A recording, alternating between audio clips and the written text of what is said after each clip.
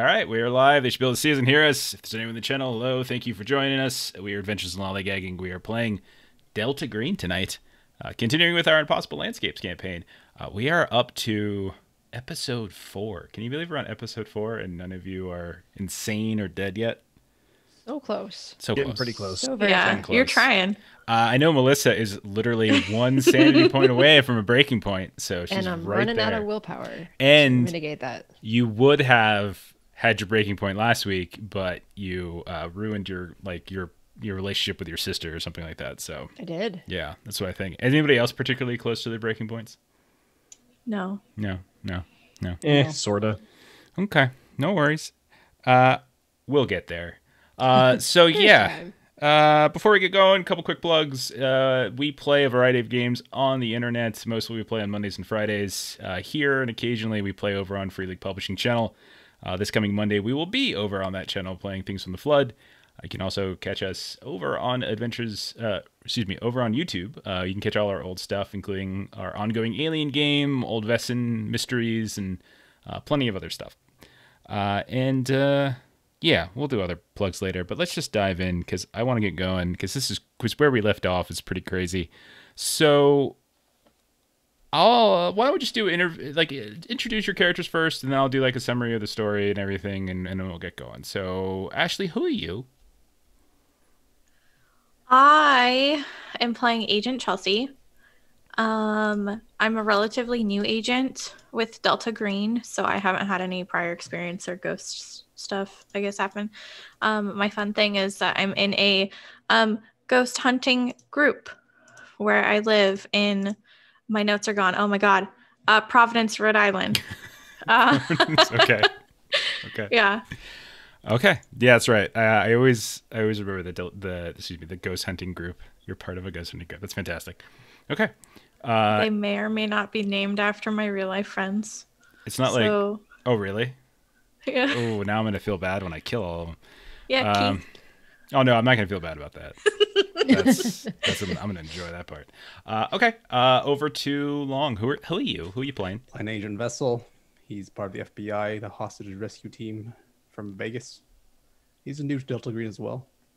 So he's like experiencing these sort of situations for the first time. Okay. Yeah. Like you guys. Yeah. I mean, we talked a little bit about how everyone's kind of characters came and got involved in Delta Green, and you two are the relative noobs, whereas like Derek and Melissa made more damage veterans, meaning like there's during the character creation process of Delta Green, you can like take on certain things. And the two of them were like the ones they've been around the block at least once. You two are maybe have seen the block, but haven't really done much more than that. Okay, bottom row. Who you playing, Derek? So I am Agent Album, and I am a physicist who works for NASA. And I've been with Delta Green probably for a little while, so I've seen some shit, and also fairly close to a breaking point because I've seen so much shit. Yeah, and you live in a van, right? I do, yeah. I'm a conspiracy theorist, so I live in a van. Yeah. Try to stay off the grid as much as possible. And you brought your van to New York, and instead of getting a hotel room, you're just sleeping in your van somewhere in an alleyway in New York, because that's totally a safe thing to do in New York City. Yeah, absolutely. Totally safe. And then finally, Melissa, who are you playing? I know you struggled with this question last week, so who are you playing? I am playing Agent Fawn. So she is an archaeologist. She works for the National Park Service.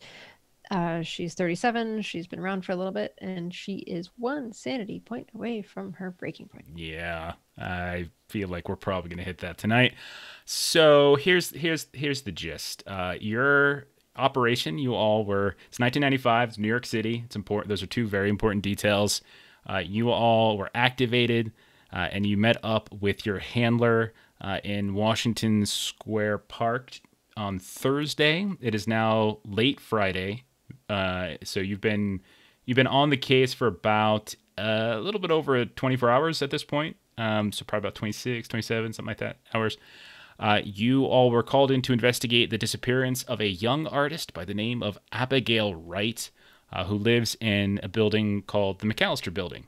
It is a 3-story brownstone in Greenwich Village, and she was reported missing by her father in early June. It's currently August, And it just felt like a generic kind of missing persons case, possibly a kidnapping, and that's why the FBI got involved. But then Delta Green was alerted to this like symbol that was found in her apartment, and that's how you guys got involved. And so now your specific job for Delta Green is to investigate, the disappearance, figure out whether or not there's anything unnatural, and if there is, you need to stop its spread by whatever means necessary. Your cover is as FBI consultants who are going through Abigail Wright's apartment and cataloging all these weird items that have been sort of pushed together into this weird kind of hoarder's like shrine in a way. Like there's just all these different items that have been glued or taped or epoxy to different surfaces, walls, ceilings, floors of the house. Of the apartment. And so yeah, that's your cover. Last time. You all split up, and we had basically Chelsea and Vessel were in one kind of group. They continued their interrogation to some of the building's tenants. They spoke with Michelle Van Fitz, who was very mean. She was a Karen and did not like law enforcement, would not let you into her apartment, was not being helpful in the least. You also broke into Thomas Manuel's apartment, who was on the same floor as Abigail Wright's. Chelsea looked around but failed to find anything interesting while he was gone. Meanwhile, Vessel kind of spied on him downstairs, despite having a little tummy ache from throwing up some rotten food. He spied on Manuel, who was downstairs in the basement talking to someone or maybe to himself, that kind of thing. So like you guys have just, and then after about an hour maybe of that, between searching and sort of eavesdropping, you all just went back to the apartment. So it's been kind of a weird night for you all, or at least, an odd one, but not too odd. And now you're back to just sort of cataloging the apartment. The other two, however, they went upstairs. So specifically, Album was gonna kind of sit around on the second floor, and it was looking for the night manager, Castaigne. And then Fawn was going to go all the way up to the roof. But in opening up the door to the roof, she discovered not the roof, but a smoking lounge and a man named Rourke, who was sitting there in kind of a light blue suit, drinking like brandy and smoking cigars. And you guys chatted him up for a bit. You guys got a couple drinks, I think a little bit here and there. He asked you all to hang out. Pull up a chair, read a book, something like that. You hung out for a bit. He was weird. Eventually, you all started exploring because there were doors up here that led to other places. And that's when the two of you found, I don't know, like endless hallways and windows that led to other hallways and other rooms and things like that. You had a series of weird experiences. Album saw a man in a medical gown, strapped down onto some kind of medical table, who called himself Vega, and then got retracted into the floor of a hallway. And then a creepy pale face looked at him from the darkness. He also, Album did, walk down a hallway where everything just fell over like they were stage props. And he saw a bunch of marionettes in the audience that just got up and left when you got off the stage. And then Fawn. Do you remember your experiences? Well, one of my notes is love making sounds. Yeah, you heard two people having the sex, and eventually when you went to the apartment, you didn't find them, but you found some money. You found a weird message on the wall. You looked out the window, and that window led to other rooms. And that was a mistake. Yeah. Looking out the window. So you Where found is my bottle? Yeah, and where's my bottle was possibly in blood on the wall. Mm-hmm. You also saw heard the sounds of a young girl singing. When you went and followed that sound, you found a young girl dancing around in a big old ballroom. And when you got close, you realized she was like wrapped up like a mummy. And then when you touched her, she collapsed into like 1,000 different clockwork pieces. Some of which I should say had the name G. Castaigne engraved upon it, FR 1435. Mm-hmm. So we're going to pick up right there, unless there's something really important that I have forgotten and you all want to make sure we stress. Get a little music going, make everyone feel nervous and creepy. Great. Suitably. And I really asked Ashley where appreciated she's sleeping. when we were chatting beforehand and we were like discussing our notes and how like when I touched the girl, Ashley's note was why. Yes, Yep. that's Yep. appropriate. It's a fair question to ask. So we're going to start with the two of you that are lost in this weird place. You're not next to one another. Agent Album, you came into the hallway, outside of the smoking lounge, looking specifically for Fawn, but you didn't see her. And when you started moving down the hallway and hung a left at the T section, you turned back around and you realized the doors weren't there. You kept looking. So, Album, what do you want to do? What you thinking? Right, and so this is I thought I was still in the area where I had just gotten off the stage and all the marionettes. So I guess I'm like in like the seating area then, where they are all filing out. Yeah, so you basically got off. You went. So you were exiting stage right, so to speak, right? And so you were walking behind the curtain. You started moving down some staircases. As you were just before you lost sight of the crowd, when you slid behind the curtain, you saw all of the marionettes just get up and start filing out. And they were like moving off into the darkness, like as if they were going like to the back of a theater. Maybe there's exits somewhere back there. If I peek my head back in, I was about to say, is anyone still there, or is it now empty? If you wait and watch, they eventually empty. Yeah. And I follow them. You hop back off the stage. You start walking off into the darkness. You see a little light in front of you, which looks like an open door. You wander in that direction, looking for signs of anyone. And as you do, you realize, stepping through into the light, you are in the hallway, much like the one that you were in moments before. You see the same sort of burgundy brown carpet, same old wallpaper. Look to your left and you look to your right, you see a handful of doors here and there. At the end of each hallway, you can see what looks like a T section or an intersection that goes to another hallway, and you see no signs of any of the marionettes. I take out my cell phone to see if it has a signal. Yeah, you pull out your cell phone, and no, like you try to turn it on, and like the signal kind of shivers a bit and doesn't seem to quite display anything. It doesn't look like it's on. Like the light works, but whenever you try to punch in the numbers for a call, they just kind of come up in squiggly, kind of broken digitalized numbers. Okay. Are there any like signs, like fire exit signs, or just regular exit signs in these hallways? No, you don't see anything like that. Is there any emergency evacuation picture poster on any of the walls if I look around and search for it? Okay. Go ahead and roll a sanity test. Okay. Hey, I did it. Okay. 1 second, really quick. Just gotta double check something. Is that helplessness or unnatural? He passed, so. Oh yeah, so it doesn't matter. Sorry, my notes don't seem to be opening up properly.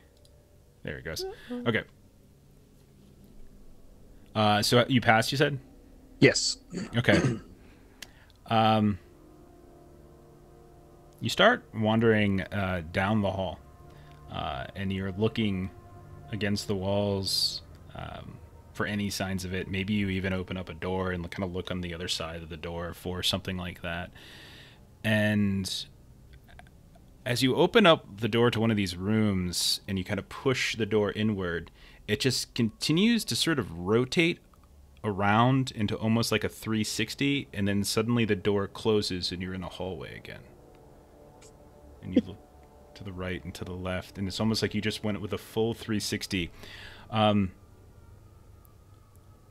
As you continue to wander, you swear you see at the end of a hallway, like there's something on the wall, and you keep trying to get closer and closer to it, and like you're counting your steps 4, 10, 15, 20, but yet that symbol, that little sign at the end of the hallway, doesn't seem to get any closer.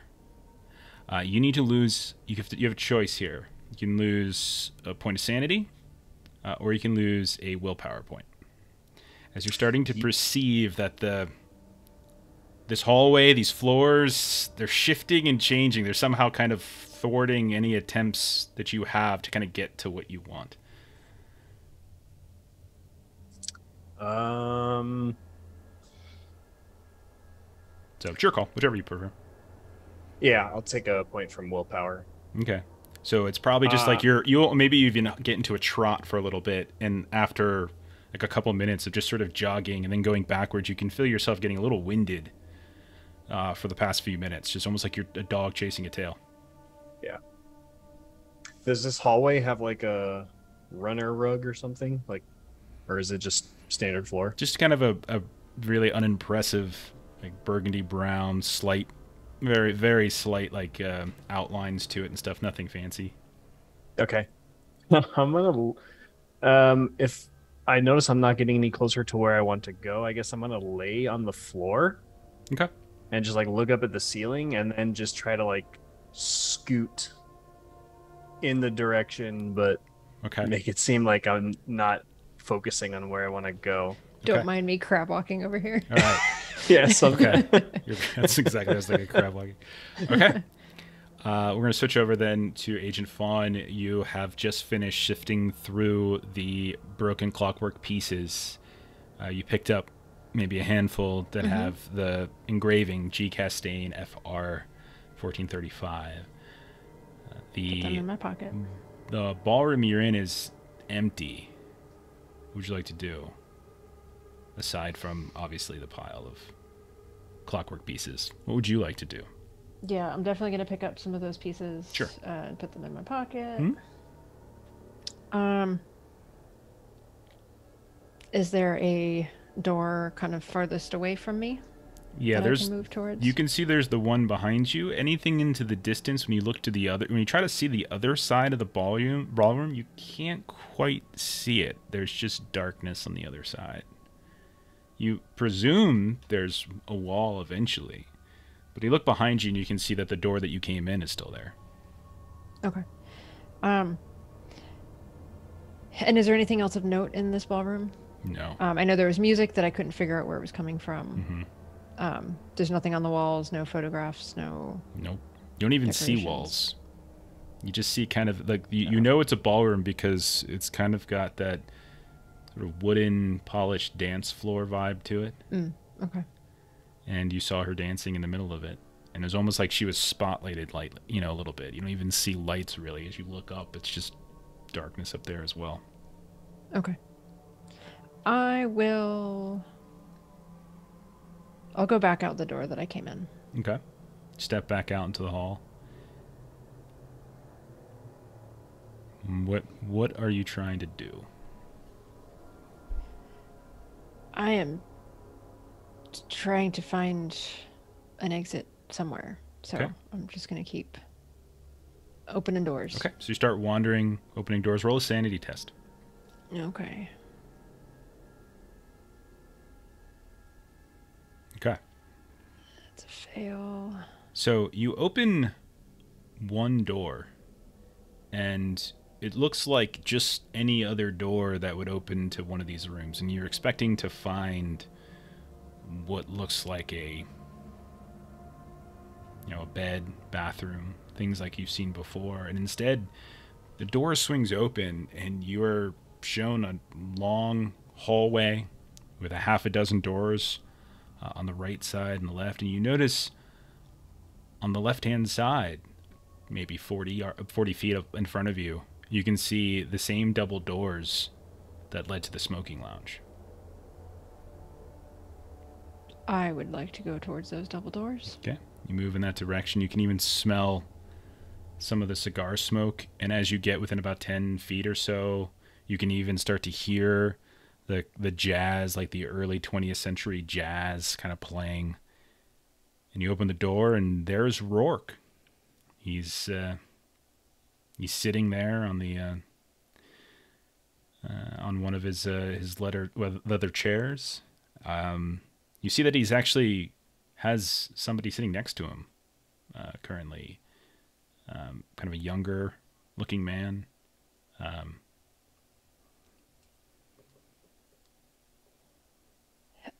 I will kind of look through the door, look back through the hallway, look through the door, close the door behind me, and like I'm not even concerned whether I'm like interrupting their conversation or not. I'm just gonna say like, how long have I been gone? They both kind of look up at you. The younger one, sorry, I don't know. I don't know. And then the Rourke is like, well, I don't know, a few minutes maybe. Not real sure. I don't really put your whereabouts as high on my priority of things to pay attention to. Oh, where's the man that I was here with? He went off. He went off looking out for you at some point. Like I said, your comings and goings is not my priority, and neither are his. Why don't you just sit down, relax? I'm sure he'll be back soon. Grab a book. I mean, you could have said something to either one of us about what was through the doors. You talking about? There's hallways, rooms, Castaigne, down the hall a bit, all sorts of things.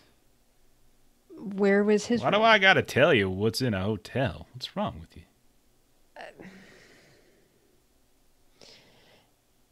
So she'll go pour herself a drink. Okay. And so remember that this is it's like a 1920s smoking lounge type of place. There's just like velvet walls. There's leather chairs. There's a wet bar. There's like a walk-in humidor for cigars. There's like bookcases that have a variety of trinkets and books and pictures and stuff on them. And then there's that roaring hearth as well that he's sitting in front of. So I'm going to go just pour myself a straight drink. Okay. And then kind of look at the younger gentleman. Okay. And just say like, I don't think you were here when I left. I don't know. Maybe you were. I'm fine. Who are you? Louis Post. Louis, if you're my mother, but you're not my mother, so. Seems kind of nervous and a little weird, but. You're one of the residents from downstairs. Yeah. Hi. How you doing? Doing all right. And then I'll just kind of plop down in a chair near where they are and just be like, don't let me interrupt what you're doing. And she just wants to take a second and listen to whatever it was they were talking about.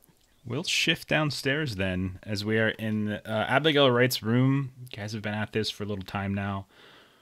We have both Vessel and Chelsea. What do y'all want to do? How long has it been since we've been set like our duties to watch? What do you mean your duties? Like the whole thing from the beginning? The whole night watch thing. Like, you've been at it for about an hour, I guess. Yeah, maybe that's even pushing it. Like, cause you went outside briefly, came inside, because you were outside for maybe like 5 minutes, and then you saw Manuel leave and go downstairs into the basement. That's when you came inside. That's when you broke into Manuel's apartment, and that's when Vessel went downstairs. And the searching took maybe 20 minutes, 30 minutes, didn't really come up with anything, and you were eavesdropping for a little while, so barely an hour between the two of you at this point. So I don't think at this point we would be worried yet. No, so I'd probably just keep searching. Okay. That's fine. I'll give you one search roll then, if you want. Okay. Yeah, you guys can both do a search roll. That's fine. Oh, I failed. Okay. I passed. All right. All right, so you're going through and you're looking as best you can. You've gotten a couple little odds and ends that you've pulled off, the walls and the windows and the floors. Some are easier than others. You've been cataloging this the whole time. And I did not mean to make a pistol shot. I don't know why that happened. Sorry about that. And you're dead. Chelsea.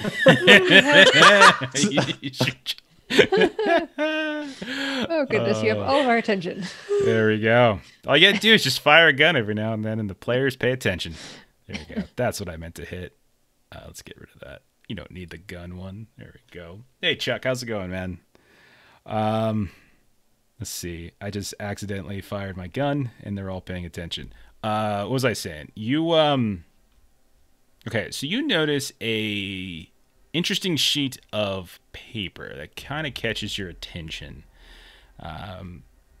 as you're sifting through like the different odds and ends. And you realize that it looks like a page of a play, which that in and of itself would probably not concern you too much, Agent Chelsea. But then you start reading it. Let me go ahead and give you all. Let's see. I'm not sure if I gave you the right one, but I'll show it to you now. So you start reading it, and you realize that it depicts some people from the apartment itself. Some of whom you recognize, some of whom you do not. So I'll just read it for you, for people. So it starts, the top of the page, it says, "Scene, the smoking lounge, a large parlor on the 4th floor. In the room are the dog, Thomas, and Michelle." And it's all caps, like they're actors in the play. Then scene direction, "Enter Mark Rourke. Mark, Abigail is gone. She moved upstairs today. Thomas, and?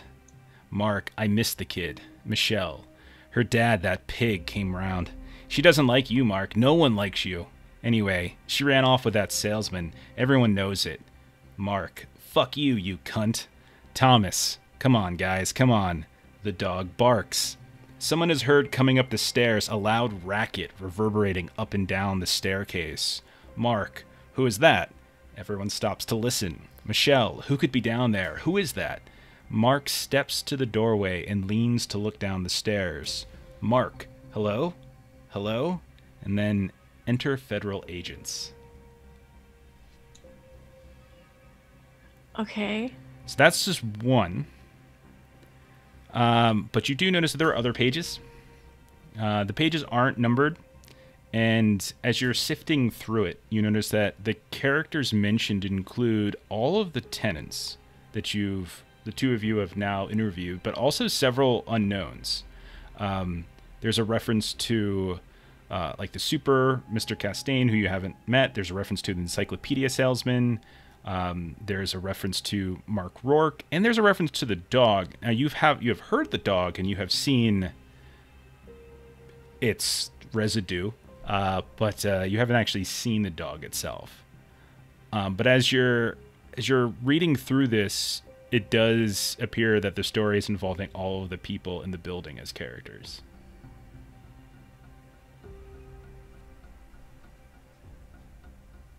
Okay, that's really weird. You're weird. I am. Thank you for noticing. Chelsea will just catalog it, I guess. Maybe mention it to Vessel, and but just set it aside for when everybody comes back to talk about it. Okay. Vessel, as you're cataloging some of the stuff you find, which doesn't seem to be too interesting, you do notice one major discrepancy that catches your eye. You have a fairly high alertness as you're flipping through the different evidence bags and the different photos, because you guys have been taking Polaroids of them. You notice that the seal, the symbol that you all discovered last night that you peeled off the window, is missing. You mean like missing from our possessions? It's not here. It's not where you all left it. You looked. There's a bag, but you don't see it. You have it in the log as you found this. You described it, but you don't see it here. Chelsea, who had this symbol last? It should have just been us when we put it in the bag. I think Album or Fawn took it. I doubt it. But they would have had to sign it out of the log. Seems to be missing. What do you... And then Chelsea will go look to check like the other pages to see if maybe it got misplaced. Yeah, you go through some of the other stuff, and you don't find it. Like you have the evidence bag for it. You have the symbol catalog. You have it described, but it's empty. It's a sealed evidence bag, and there's nothing in here. Well, it's a sealed evidence bag, and there's nothing inside. Mm-hmm. We should have changed the locks on the apartment. Okay. Is there anything else the two of you want to do currently? Not really, because I think at this point, like, we all agreed that they were going to go wait upstairs till the morning, and I was going to be in the apartment. Okay. All right. We'll shift back over then to Album. Album, you have been crab walking on your back through the hallway. Does it seem like I'm making progress? You stop, turn your head, and look. And when you look down the hallway towards the wall that had what you presumed was an emergency exit plaque, you don't even see a plaque anymore. It's just an even longer hallway now. Okay. Is there any, I guess, like, noticeable markings, symbols, or anything that stands out from just a hallway? You see doors. A couple of them are different colors here and there. But mostly it's just doors in a hallway, a couple sconces where there's light coming from. I'll open a door, but not walk through it to see what I see on the inside. Okay. We'll see if I gaze into hell itself. Okay. Okay. So you start to open the door specifically, like one door specifically, and you just push it open. You hear a pregnant creak as it opens up, and you look inside, and as far as you can tell, there's a bed on the inside. There's a writing desk, window with the curtains drawn closed. Looks like there's a old-fashioned radio. Nothing particular. I cautiously put one foot into the room and just kind of see if the floor is solid. Yeah. And look around. Yeah, you put one foot down, and it does, in fact, seem solid, yeah. Okay, I'll walk over to the desk and see if there's any, like, if there's anything on it, like a notepad or something like that, pens. Okay. You go over, and you look at the table itself, and you don't see anything written on like a notepad or anything like that, but you do see what looks like scraps of newspaper on the like a couple different pages that have been ripped up. It looks like ripped up pages from the Chicago Tribune. So I will go ahead and show you the first. You take a look at one of these scraps. The central article seems to be by someone by the name of Danielle O'Rourke. It says Architectural Picasso, a Chicago native. And then the article begins, "We are told to expect great things from the young Asa Darabandi, whom Providence has named Chicago's own Picasso of architecture. The strange buildings brought to him by his dreams and fancies have begun to dot the more wealthy neighborhoods near the lake, and it is said in certain circles that he has been commish," and then that's kind of the end of that rip. Then you look at the second page. And this is how you realize that you're reading a Chicago newspaper. You see several different headlines, and then you see a symbol drawn into the drawn like with ink, with a kind of some sort of heavy blue ink into the actual page itself. I need you to roll a SAN.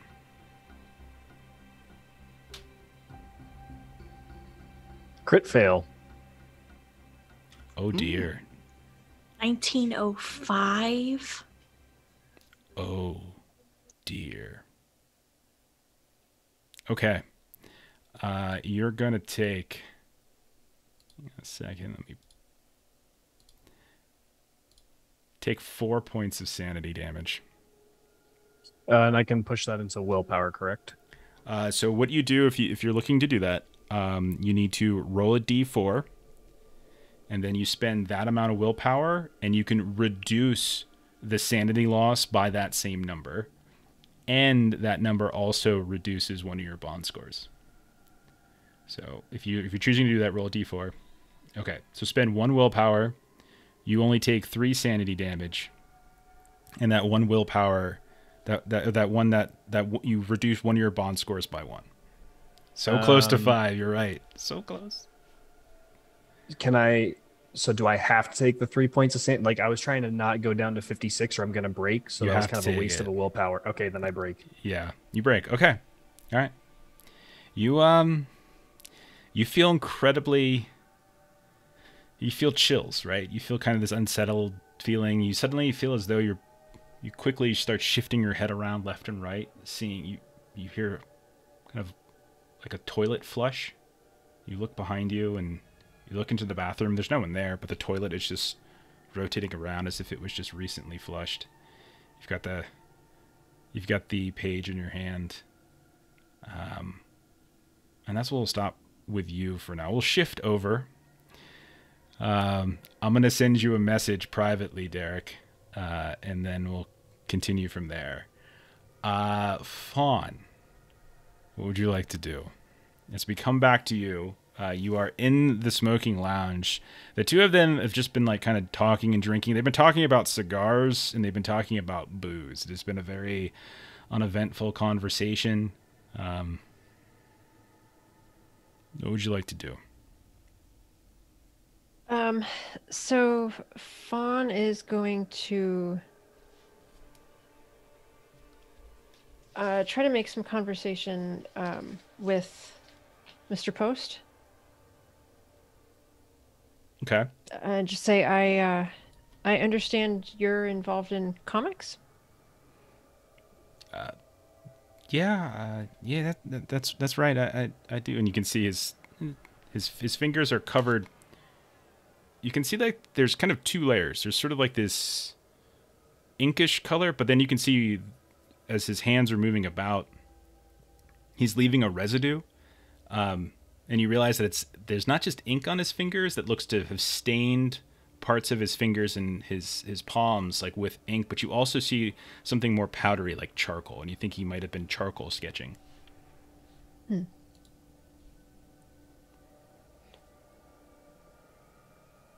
And so then she'll turn to Rourke and just say, and what, maybe I didn't ask this earlier, what do you do? A little this, a little that, you know. Been a salesman most of my life. Indeed. What did you sell? Brushes, beauty products, that type of thing. That's right. Are you going to be heading out back on the road again soon? No, I got other things I'm doing, thank you. Mm-hmm. So when was the last time Abigail was up here? Well, they kind of share a look. I guess that was her going away party, huh? And Lewis like, yeah, probably. That sounds about right. And that was a few months back? Lewis kind of looks up and he's like, end of May? So you all knew she was leaving enough to throw her a going away party. But how is it that her family didn't know she was leaving? I've never met any of your family. Sorry. Did she mention keeping her going away a secret?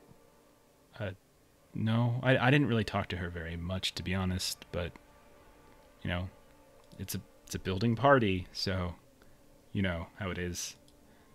Free food, free drinks. Where was she headed to? Upstairs. You threw a going away party for someone moving upstairs? Yeah, she was moving in with someone. And do you throw parties anytime someone moves apartments? I don't know. I mean, maybe I didn't throw it. I just went. So you could take me there To where? upstairs. Oh no. No, I can't do that. Well, I'm confused. It's just upstairs. Yeah, but it's different for everybody. So, what do you mean? I- What is it like when you go upstairs? Oh, I don't go upstairs, Someday, you know. So who else other than Abigail has gone upstairs? Um, Who was the throwing away party you had before Abigail? I don't remember another party before that. You know, and you can hear that like Rourke kind of chimes in like, "Okay, that's enough with the questions. I already told you she moved in with that son of a bitch salesman. Okay, can we just drink in peace? If you want to stay here and join us, it's fine. Got yourself a drink, get comfortable. It's great, but enough of the interrogations. Okay, all right." Well, I'm not going to go anywhere until my friend comes back through those doors. So Well, I I guess I'm gonna be here for a little bit. Okay. Well, let's just maybe do it. Why don't you just keep a little bit more quietly? I'm getting a little tired of you prying into our affairs. All you do is ask questions, questions, questions, questions. You know how annoying that sounds? Well, when people go missing, other people get sent to ask questions. You keep saying she's missing. We keep telling you that she's not. Okay? But you can't take me to her either, so that makes her still No, I missing in can't my take book. you to. You want to go see Castaigne? Go see Castaigne. He might be able to tell you more, but that's it. I tried to, and I was unable to find him You down want- the hall. you want me I to- found a bunch you of want me other to take- random shit If down the it's hall. if but it's gonna no get you to Castaigne. shut up and leave us alone, fine. Fine, I'll show you where Castaigne is. It's fine. Okay? That Will would that be get you wonderful. to leave the two of us alone? Can't promise anything, but Well, it's a then good I'm not first step. taking you then. Shit. Fine. You promise to leave us alone if I take you down to Castaigne's room. Sure. You believe that, Louis? And he kind of looks and he's like, I don't know. Maybe. I'm going to go back to drawing. And he just kind of wipes his face and some charcoal comes off and he leaves and goes back downstairs. Rourke's just like, ruining everything, aren't you? Well, fine. Come on. And he kind of gets up, goes back out the doors, takes you down the hall, hangs a quick right, and he's like, there. Okay? He's right in there. I would prefer you stay here until I open the door and see him. That wasn't part of be the. my preference. That was not part of the deal. I said I'd show you where his room is, and that's it. That's what I'd done, and now I'm going back. So I'll see you later. Can I try to do some sort of role of some kind to try to convince him? Like a persuade or something? You can. Sure. Yeah. Okay. What are you thinking of trying to do? His sensibilities seem to be a bit old-timey, as it says, so I'll kind of go for the chivalry. Like you should walk a woman all the way to the door and make sure they get in safe. You don't just point down the street and just say, yeah, you're going over there. Okay. Go ahead and roll persuade. Okay. I got a 48. Success. All right, fine. He knocks on the door. Fine. All right. God, most high maintenance woman I've ever met. I've met several high... Ridiculous. Just knocks on the door. Hey, Castaigne! And then you hear some shuffling, and then suddenly the door opens up, and you see there's an old man just there, big old glasses, and Rourke's is like, okay, this woman would like to have a word with you. I'm going to be in the lounge. There you go. Good day. And he wanders off at that point. We will switch then to the apartment, where we see, again, the two of you have just been looking around. It's been another 10, 15, 20 minutes, just whatever. Is there anything else you guys want to do?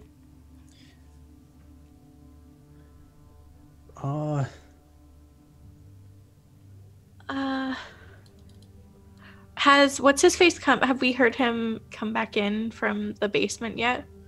Thomas? Thomas, yeah. Let's see. Alert rolls 80 for vessel. No, you haven't heard any. You haven't heard any movement in the hallway.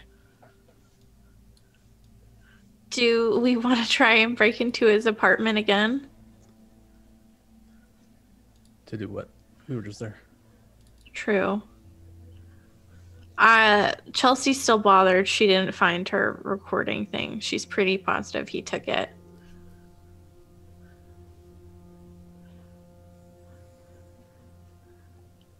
Is there anything else you want to do? There is that weird box you found. What was the deal with that? It had the book. It had the like silver gown thing, cloak. Mm-hmm.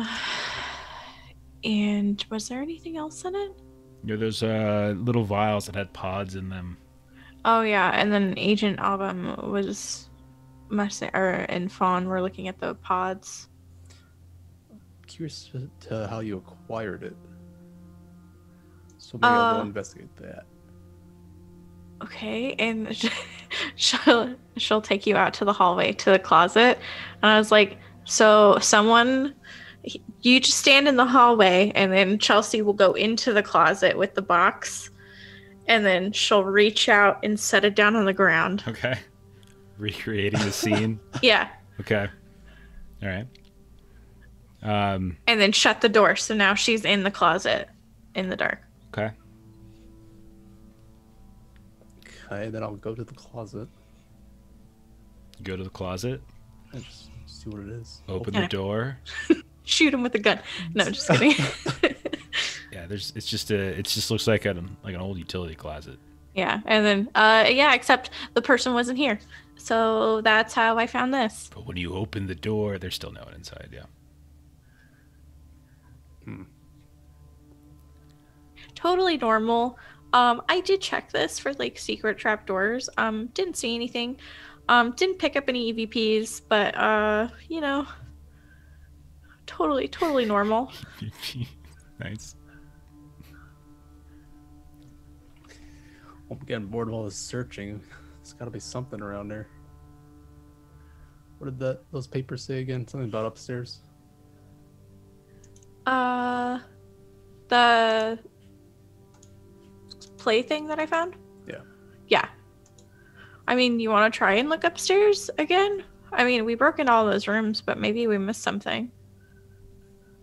I'm down to take a look. Okay. I want to put on the silver gown, though, before... Okay. Okay. All right. You put on the silver gown. You have a plastic silver gown on. And I just sound like... I'm walking around. Yeah. I like it. Yeah. Thank you. Okay. Sure. Yeah. So, whose room are you going to? Well, Agent Fawn was supposed to be on the second floor. Agent Fawn was going to the roof, and Agent I have him flip-flopped. Album was going to the second floor, and he was specifically looking this. He was like kind of keeping an eye out for the night manager, Castine. Yeah, I guess we'll go and check up on Agent Album first to see if he's found the night manager. You go up to the second floor, and you do not see Agent Album. You do not see Agent Fawn anywhere. I'll listen into the room, see if there's any noise. So yeah, you're on the topmost floor that there's nobody in here. Like they're all empty rooms, and you go to each one of the rooms, and you listen in. You don't hear anything, but as you get back to sort of the central landing to go back down the stairs, you do catch the faint sound of music coming from the rooftop door. Same music I heard earlier? Or was it different? It's like old jazz. Yeah, because he heard freaky old jazz in the car. It's just old jazz. It's the context that makes it freaky. Got it. Maybe they're both upstairs or on the roof. Let's go check it out. Do they smoke? Maybe they're on a smoke break. Okay. So you climb up this little like ladder / staircase. It's kind of a tight, narrow thing. It doesn't really fit 2x2. You open the door, and Vessel, you are greeted by the sounds of smooth 1925s jazz, the brass, trumpet, trombone. You hear the faint sound of a woman singing.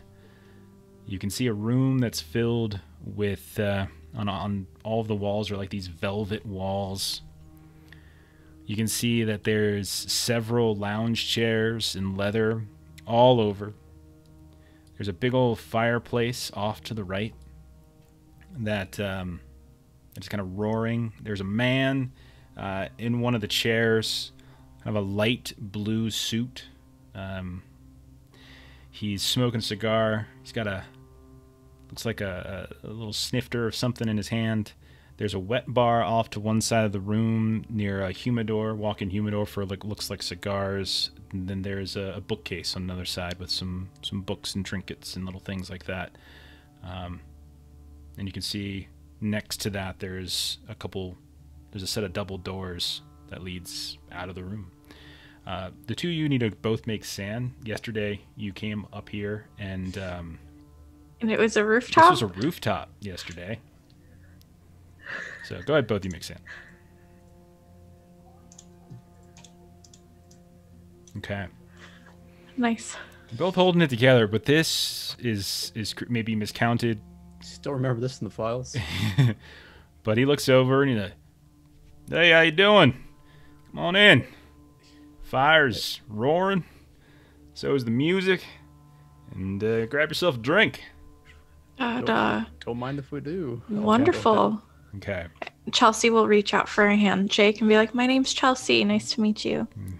"Madam, it's a pleasure to meet you. Rourke, Mark Rourke, nice to meet you." He leans over. He's like, who are you?"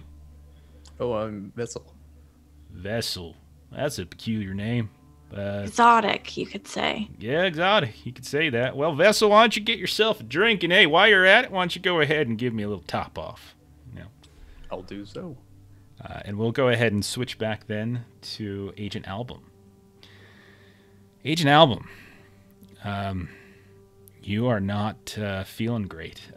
You just suffered a bit of a moment. What does it look like when you're getting nervous, when you're getting freaked out? What is Album? How is this manifesting, this like little sanity dip? So when he's freaked out, he just tends to start like muttering and kind of like pacing aimlessly. Okay. And like fidgeting. So just, a lot of talking to himself, like trying to make sense of things that he's just thinking about in real time and out loud. Okay. And so, you're doing this back and forth. You think that, what is this thing I'm seeing? And like, you're kind of drawn to this symbol on the page a bit. Do I recognize it with my occult score? You do not. Okay. But you recognize the newspaper, and you see the age of the newspaper. It's almost 100 years old. You definitely recognize it as being Chicago Tribune, but you can keep them, kind of fold them up, put in your pocket, and you just feel this sort of anxiety that has now settled into your shoulders. But otherwise, you're hanging in. You're holding it together. What would you like to do? So are there like any pens or? Because this looks like a hotel room, right? That apartment, not sure. I'm trying to look for something because Rorik had mentioned the Brodelbin Hotel, and so I'm trying to look for like stationery, pens, anything that would have like its logo or its name on it to see like where I'm at. You do. I mean, there's some scrap paper and stuff, but mostly it looks like there's some envelopes and things with sort of faded lettering that you can't make out. You do notice some pens. They don't look like modern pens. It looks like old fountain pens and stuff, but the ink seems dried. It also looked like black ink, so it doesn't even match the blue scribbles on the newspaper either. But you don't find anything that identifies the room or the building or anything. Can I look out it? When you open up the window, you expect to see the outside street, but instead you see a dining room. And on the other side of the dining table, there is a window.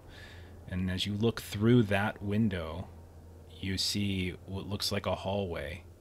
And then there is a bay window at the end of that hallway that opens up into what looks like a bedroom. And on it goes. I need you to roll sand. Take 1 point of sanity damage. So how do I know what my new breaking point is? I think the character sheet, once you don't count the 1 point that you just put in right there, but put it back to what it just was. Hit the reset button on the character sheet. I think it'll reset your new breaking point automatically, but it should just be like your power reduced from. Okay, and so now go ahead and take the extra loss from looking out the window. Okay, but yeah, you don't notice. You kind of swirl a little bit. A sense of vertigo, confusion overtakes you. You mutter a bit more to yourself. You hear the toilet flush again. You hear like the shower suddenly dripping. Doop, doop. And when you go over and you look at it, you can see that the toilet has just finished flushing and the bathtub is filled with water. Is there a plug I can pull to drain it? Yeah, you reach down in, and it's kind of murky water, but you can see the bottom, and you reach down, you pull the plug, and kind of pops and eventually starts going. The water is very warm, not hot, but warm, and has kind of a slimy feel to it. And when you pull your hand out, it's like it's wet, but it's like there's a grime on your hand. Like, what is this? And you realize like there's little bits of sludge and something that's covering you at this point. I gotta wash my hands in the sink then. Yeah, you walk over to the sink, you turn the sink on, no problem. And you wash it off. It takes a little bit. You kind of scrub. You can still feel like a slight residue of like almost like oils, like when you your hand's clean, but you can still kind of feel the oils a little bit. It's kind of starting to feel like that for you. Okay.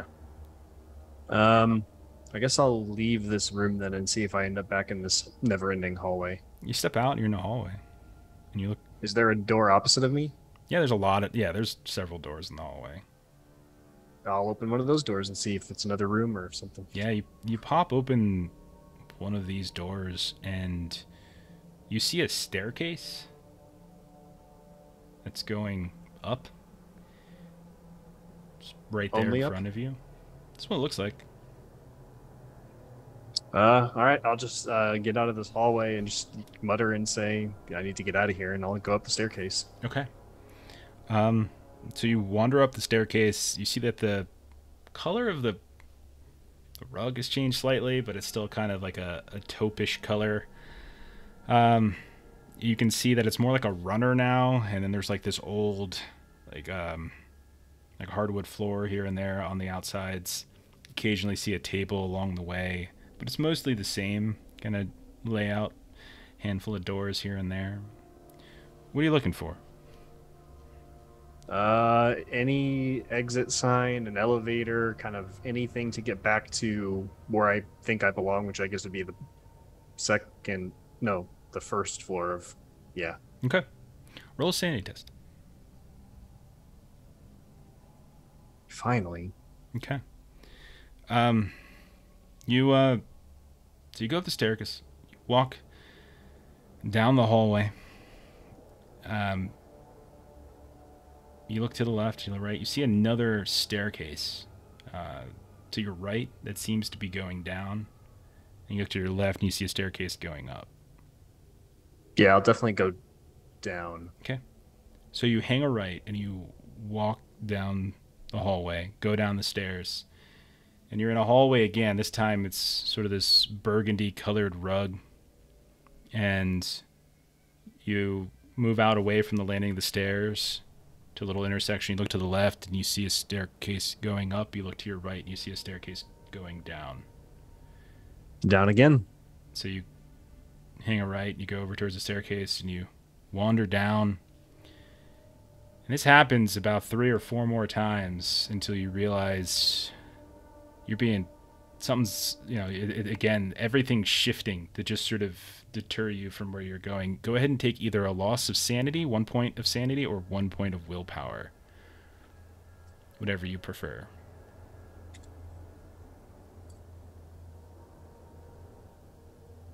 I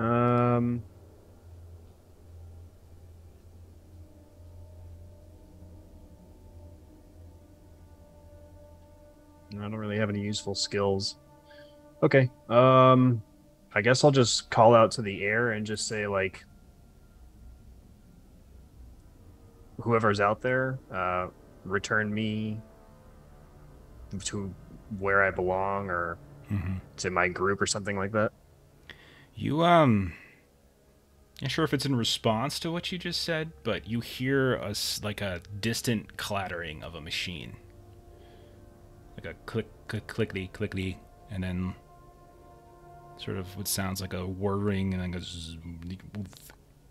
It's the first sound you've heard, other than those that you've created, or the toilet, or anything like this. First sound that you've heard.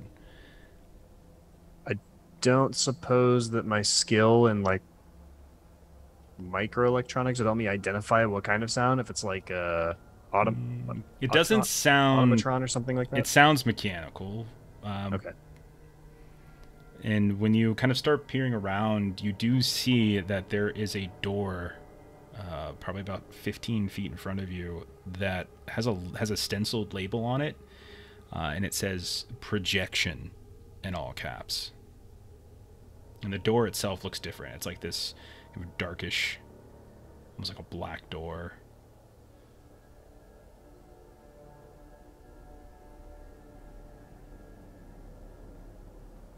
As you're watching it, the door suddenly opens, just gets pulled inwards.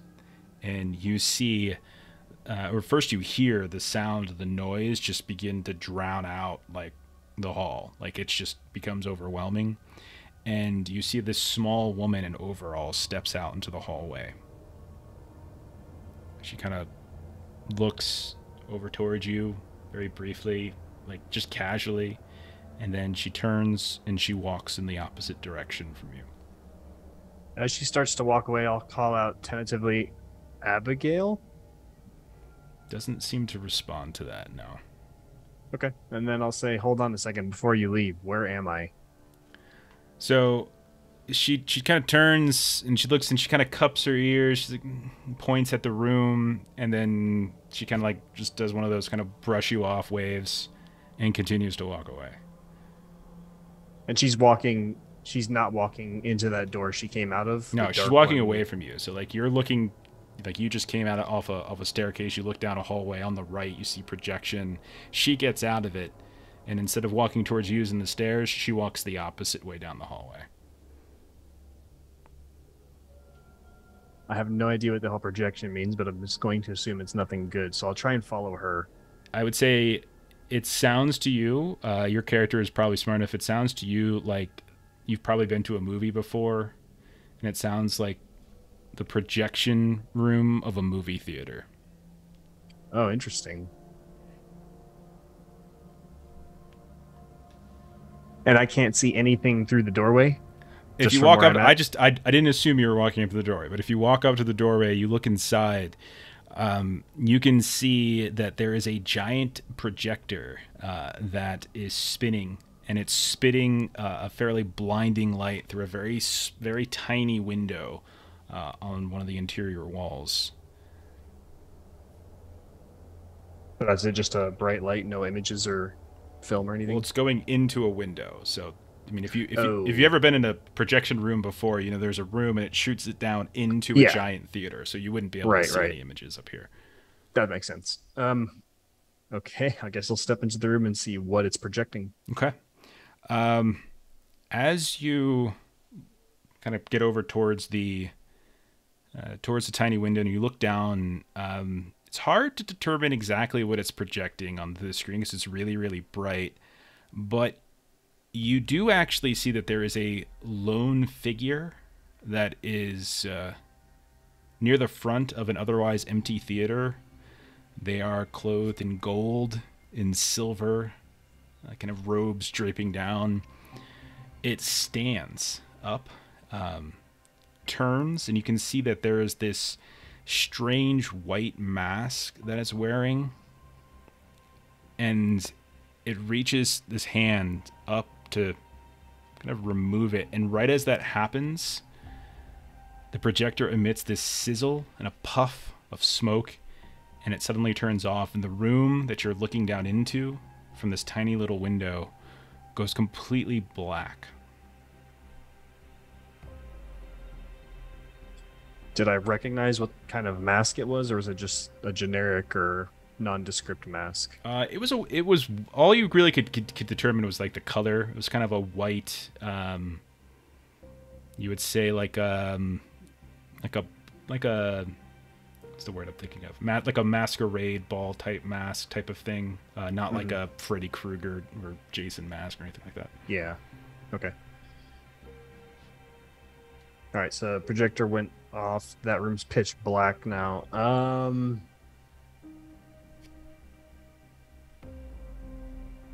And the door behind me's remained open and is still looking out into that hallway I was in? Indeed. All right. Well, I'm not even going to try to attempt to see what that masked figure is going to show me. I'm sure it's just more sanity loss. So I'll back out. Was there any film in the projector itself? Like there was a title on it? Yeah, I mean, there was no title on it, but you you did see that there's film in it. When you start unwinding it and unwinding it, it's just blank after blank after blank after blank. And there's nothing on like the walls, like no other canisters of film? Nope. Okay. Yeah, I'm going to leave this room and then go in the direction that the woman in overalls went. Okay, fair enough. We're going to switch over to Agent Fawn. You are face to face with an old man who, in my opinion, looks a lot like Stan Lee, but I'll let you all make the decision on that. Let me show it to you. Man, it looks like that. I think that looks does. Okay. right. So you take a look at him. He's old. He's standing in the doorway and he's kind of shuffling around a bit. You can definitely tell he's got like a little bit of a limp, and like he's kind of struggling with one side of his body. Maybe like he doesn't work as well, or maybe he had a stroke or something. Hair, the little that he has, is fairly unkempt and white. He's fairly short. He's got kind of nice clothing on, actually, but it seems dated. It doesn't really look like the type of clothing that you would see in like a late 20th century, 1990s affair. It doesn't even really look like something that a person in the 50s would wear. It's neat and it's nice, but it just immediately strikes you as kind of dated. but he looks up at you and he says, "Is there something I can help you with?" You can tell he's got a hint of an accent.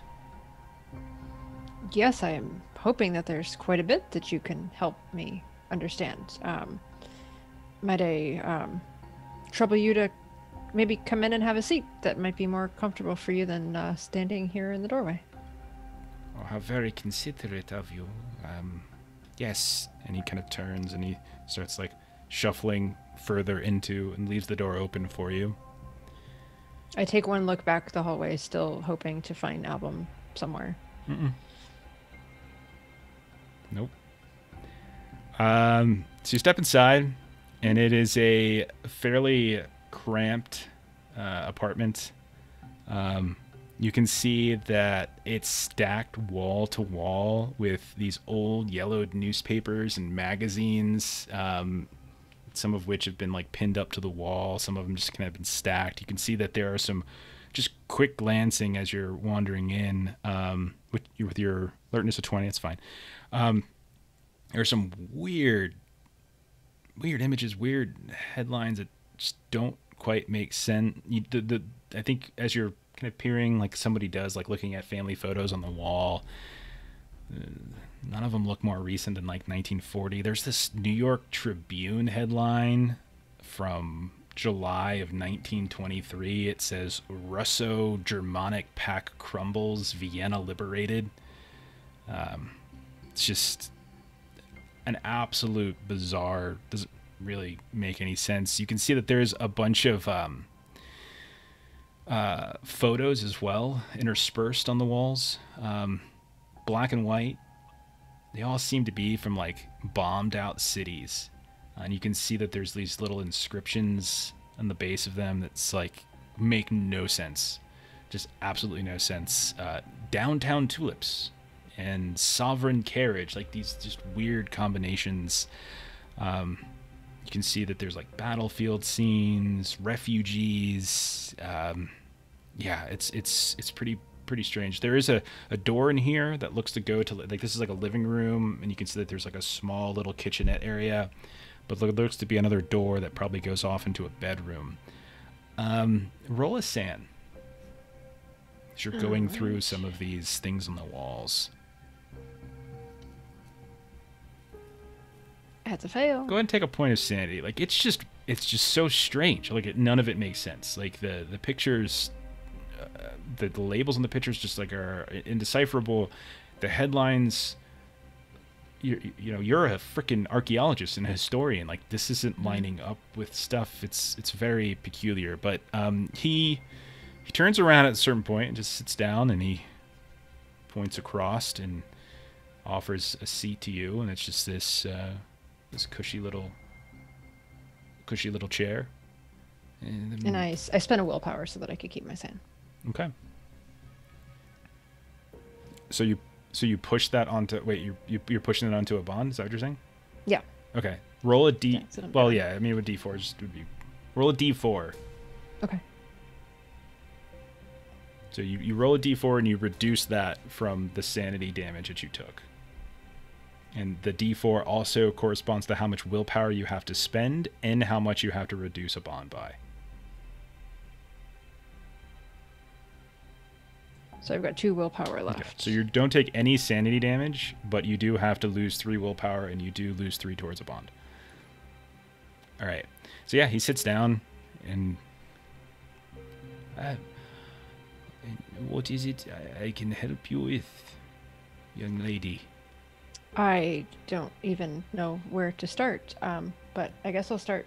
I'm looking for Abigail Wright.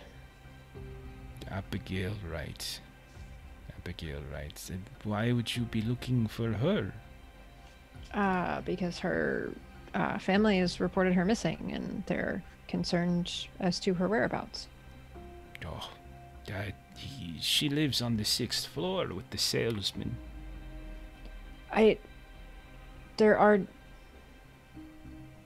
not 6 floors in the McAllister building. There are kind of, he looks at you strangely. There's sort of like he almost like kind of feels bad for you. He's like, there are many floors here. Sorry that you, I don't know, but she is on the 6th floor. She lives with the salesman there. I don't know much more than that about the two of them, though. They keep quiet into themselves. They pay on time every month in cash, and I'm sure the other tenants would know more than me. I keep to myself as best I can. Yeah, the other tenants haven't really been particularly helpful. So then, how many floors are there in the brothel bin? And kind of, I don't know how many there. How many are there? Is this like a joke or something? Okay, so let's start. Where are we? We are in the building that I manage. What do you call this building that you manage? These are the night floors. The night floors. Are you okay? Should you maybe go get some rest? You seem a bit disheveled and confused. I don't think rest is going to do anything about that, frankly. Oh, I think that's not true. I think you could probably get some rest and you will feel much better. So how long have you been the night manager here? I don't remember exactly. Old man, brain. Several years now, at least. For a good amount of time, yes. Were you a metal worker of some kind before you were the night manager here? Me? Oh, no.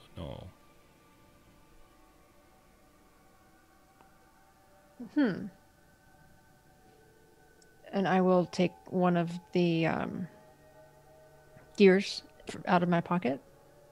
Okay. And show it to him and say, this is you, is it not? He takes a look at it, and you can... What's your human int? Oh. 10. Roll a human int test. Yeah, just you go ahead and you can roll it. 65. He has a reaction, but he kind of keeps it. He keeps a fairly composed, but you can definitely tell, like, there's, hard to read exactly what that reaction was, though. But he looks at it and he says, "No, I'm sorry, I didn't make this," and he hands it back to you. Castaigne is a very common name.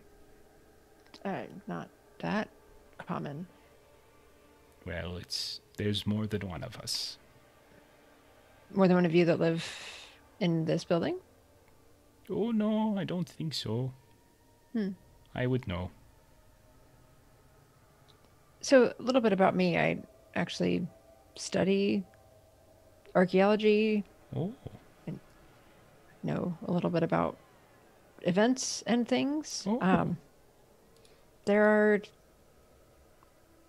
pictures and clippings and things around here that don't match any history that I learned in any of my schools. You should go to better schools. But this...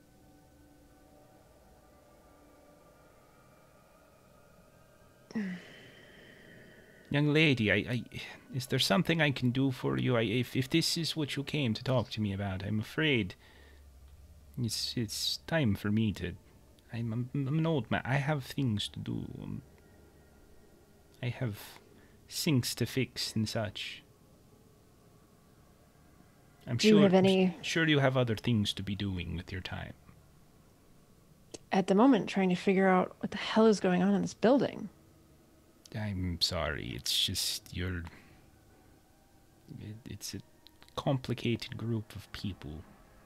Everyone keeps talking about upstairs, and they throw going away parties for people just because they move floors. I don't really go to a parties. Do I look like a party person to you? Yeah, you never know. No. Comb that hair, throw a hat on, you could, be a dapper Kinda. fellow. He kind of looks at you, and a smirk comes onto his face. But you can tell it's not really like, he's not laughing at you. It's just more like kind of a condescending sort of like sympathy smirk. Anyway, if there's something else I can help. You have archaeology, right? Yeah, 70. Okay. You have archaeology 70. Mm-hmm. Okay. This is my thing. All right. Okay. Something about his accent is really catching you right now. There's something about it that's just kind of you're trying to place it. It's very peculiar. If I might ask, from where do you hail? Oh, for where I'm from. Oh, so you ask where he hails from? Is that what you ask? Yeah. Okay. Where is he from? Yeah, I was born in Carcosa.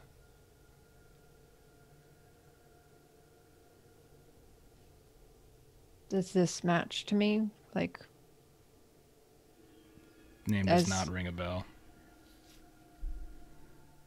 But still, that accent, really interesting. what can it?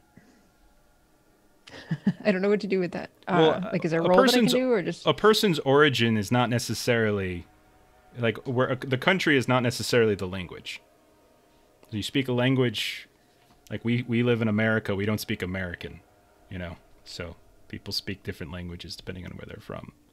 So, but specifically, there's something about, like, it just kind of keeps catching you because it's like it's not quite Russian, it's not quite Spanish. It sort of has this weird blending. And you're having trouble kind of pinpointing specifically what language might be influencing his English. I mean, she may just come out and say, since I walked in, I've been trying to, kind of figure out, I know some languages, it's, kind of my thing, and I just haven't been able to quite put a finger on yours. Oh, I originally spoke Tartessian. And you would know, with Archaeology 70, that Tartessian is an Iberian culture that has been extinct since the Iron Age. And we'll go ahead and shift to the smoking lounge, where we've got both Vessel and Chelsea who are hanging out. What are you two doing? Just chilling? Just knocking back a few?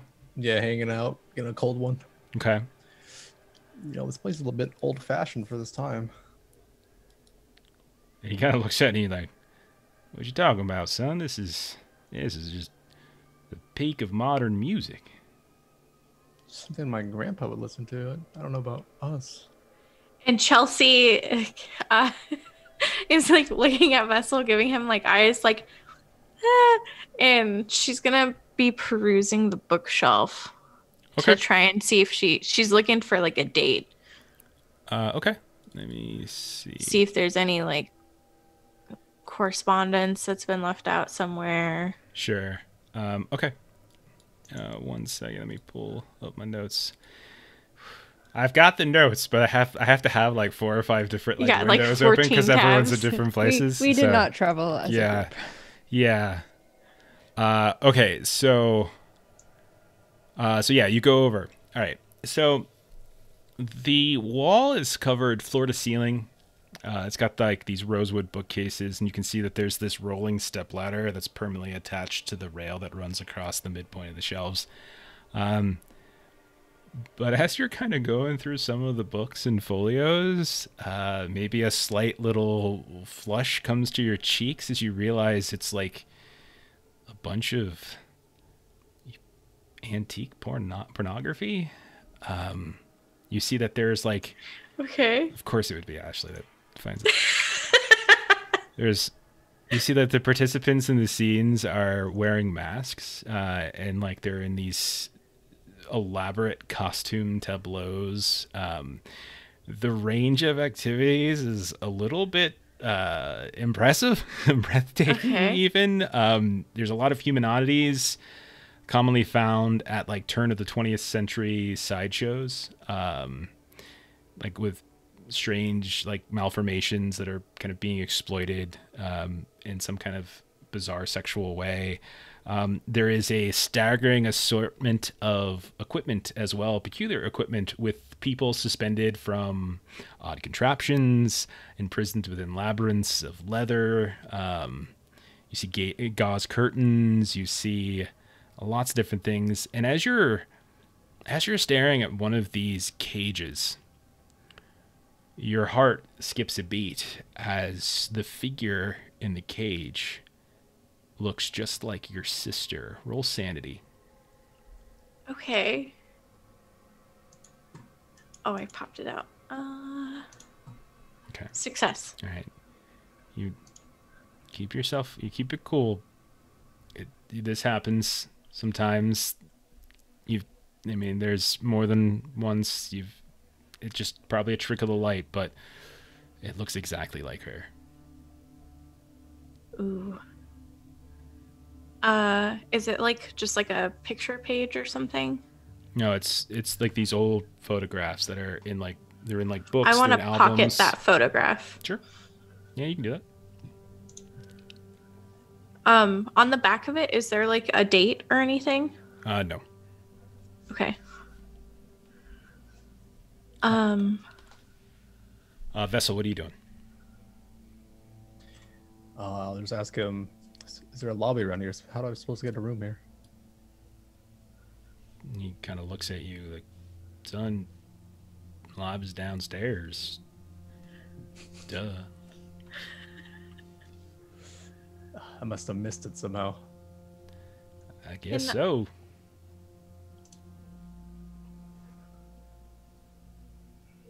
Were you saying something? So I thought I was muted. I was thinking out loud. Can I date his clothing with like a history roll? What's your history at? 60. You would probably put this 30s maybe. Oh God. Okay.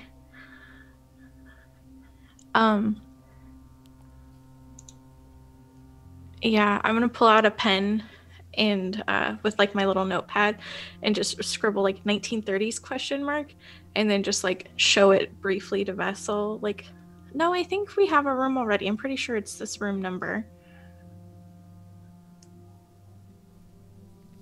Oh, you wrote the year that you think we're Yeah.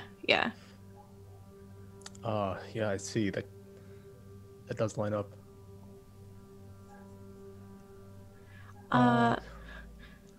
Do you need me to top up your drink for you? And she'll offer this to both Vessel and Rourke.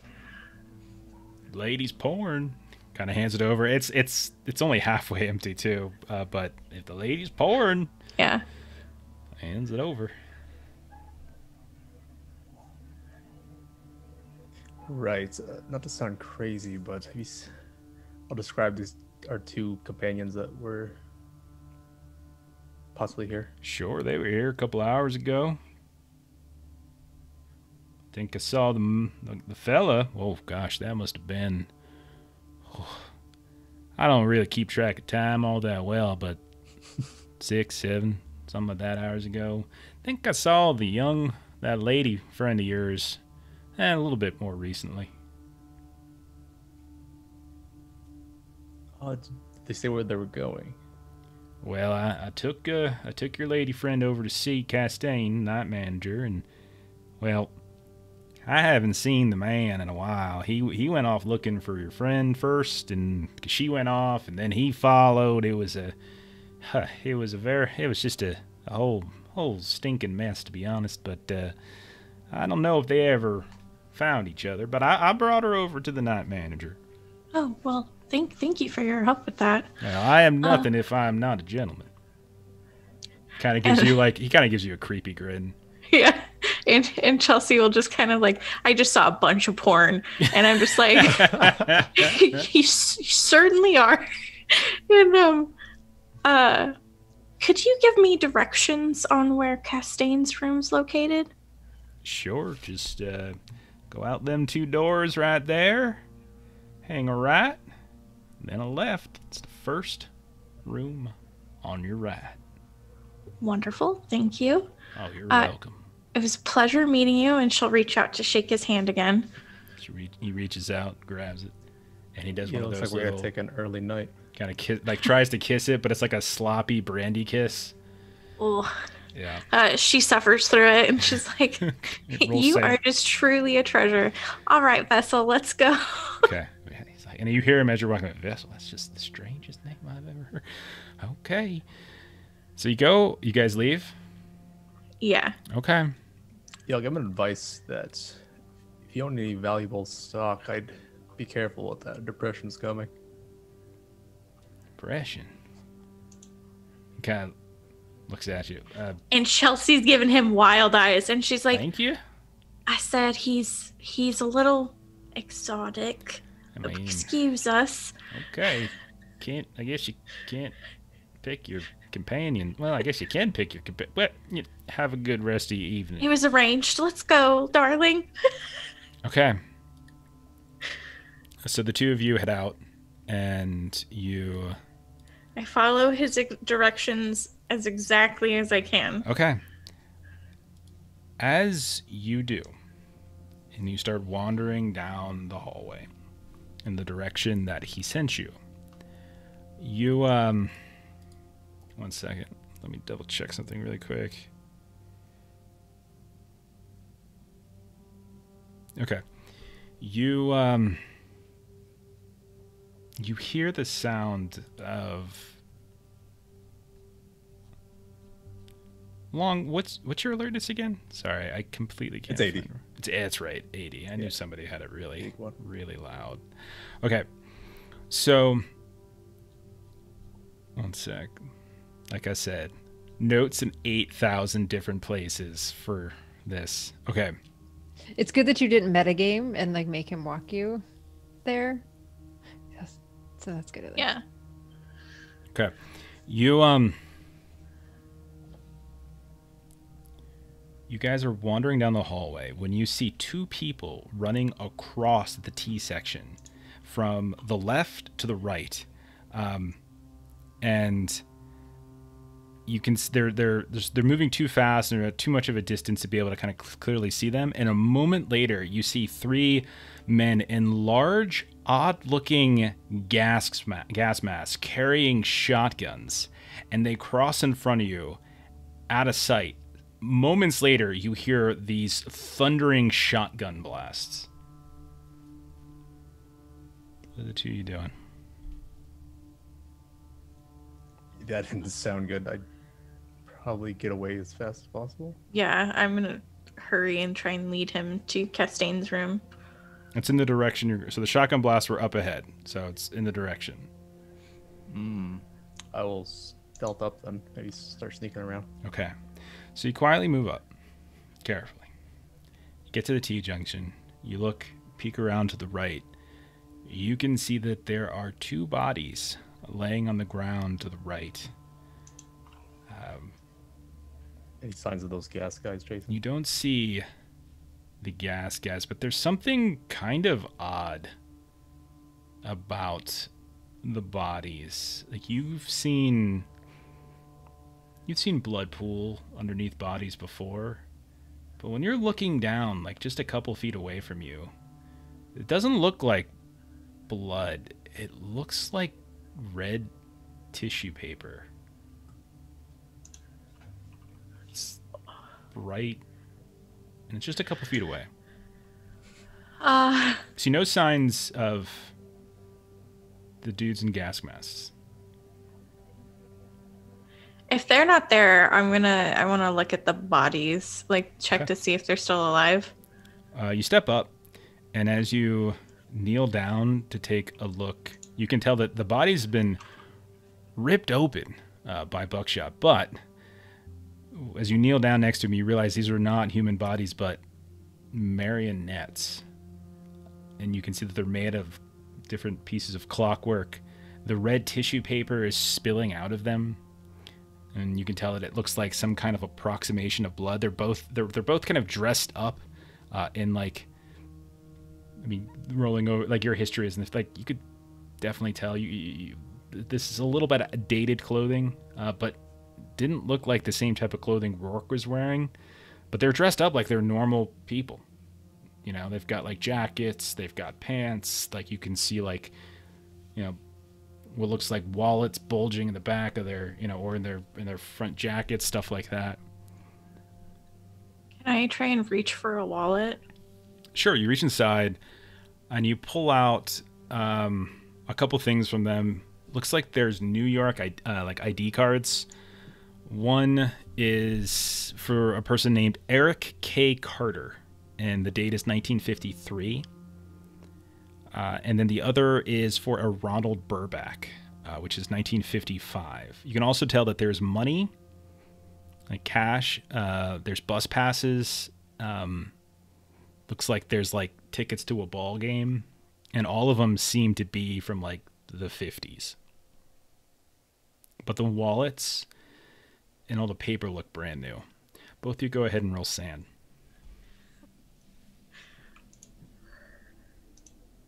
Success. Okay, you're both keeping it together. Yes. All right. I'm not, but okay.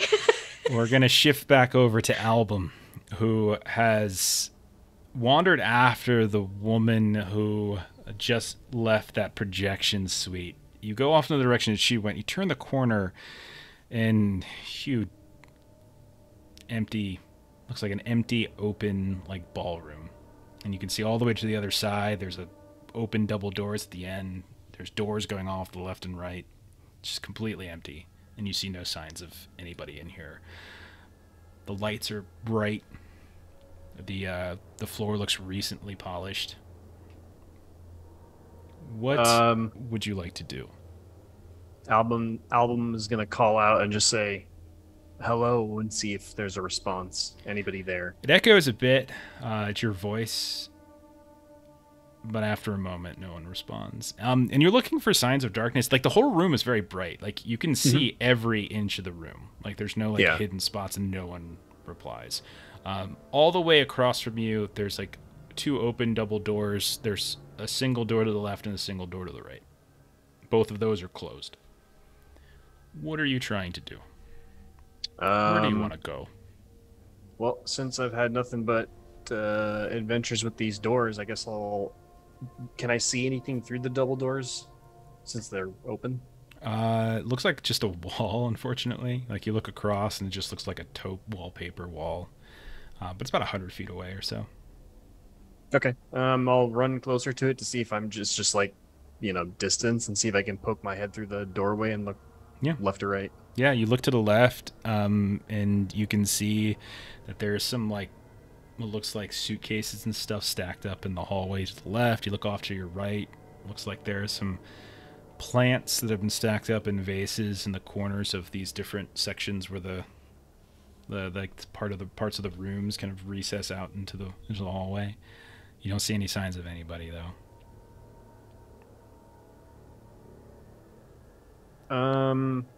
Okay, I'll go back into the ballroom and try the closed single door that's closest to me. Okay. You open up the closest door, and you're in like this old but bright kitchen. It looks like the type of kitchen that someone would, like a hotel kitchen or something like that.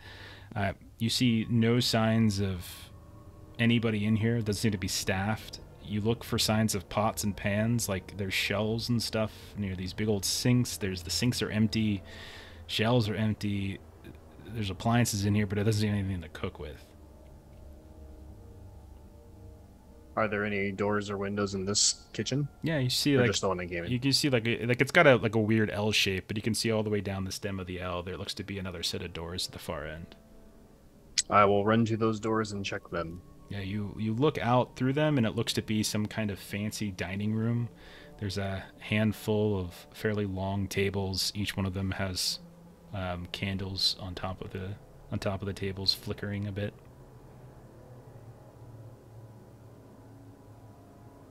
No one in here either. I will take a candle with me, Okay. pick one up off the table, Sure.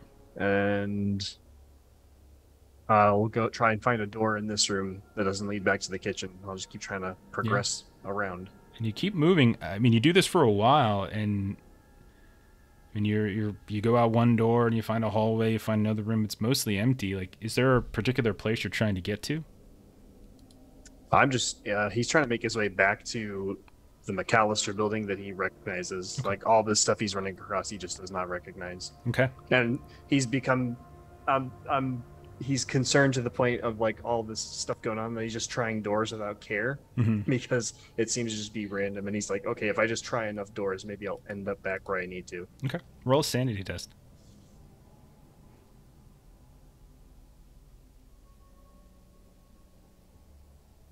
How'd you do? Sorry, I don't always have Sorry, this thing yeah, comes sorry, up. 16. So I Okay. succeeded. All right. Okay. You're looking for any sign of something familiar to you, and at a certain point you see a set of double doors that looks exactly like the smoking lounge doors that you went through. Except when you open them up to go inside, there is no smoking lounge. Instead, it is a room that is filled with books. Just tons of them. Go ahead and lose one sand, or you can lose a willpower. But there's just books stacked up all over the place. When you look at the spines, they're unmarked. Nothing on the covers. Nothing to sort of mark exactly what they are. But there's tons of them, and they're different shapes and sizes and such. I'll pick one off a shelf and open it, see if there's even anything written in it. Okay. You flip it open, and on the inside, you see a title, The Dreaming Man's Library. And it is by Lewis Lamb, published by Harcourt Brace in 1941. And you start flipping through, reading a little bit, and it seems to be a story about a hobo who consumes books like they're food. And you're reading for a little bit. I mean, it's giving you something different to do. You probably have a little bit of sweat that's been building up from all the moving around, so this is a nice little break for a moment. But then you get to a chapter, and it starts detailing a very specific dream. And it's a dream that you have had. You remember it clearly, where you were, who was in it, this weird juxtaposition of images, and as you're reading sentence to sentence, every single thing is exactly what you recall from your dream. Roll a sanity test. Sorry, Derek. Failed. Okay. Go ahead and take 2 points of sanity damage.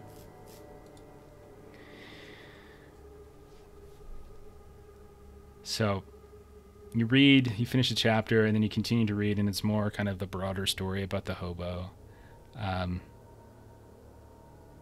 switch over to the Castaigne room, where you have Agent Fawn, who is still there. What are you doing while you're there? The old man's patient with you, but you can tell, like, he's sort of, like, you're asking him questions, and he's just, if you need to know how to fix a sink, I can help you, but otherwise this is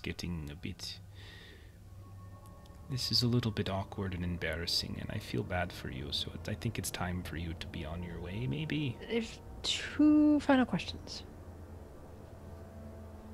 2.5. Maybe what? I don't want to answer them. Have you thought of that? I will leave You've come very into my quickly. home. Just a few. You've looked at my things. You've questioned me. You've had a very bad attitude. You've criticized the things I have on my walls, and I've been nothing but courteous and kind towards you. In no way meaning to criticize. It's just quite the discombobulating experience. I apologize. And if I that have came said off as multiple times that rudeness. perhaps it's time for you to go and get some rest.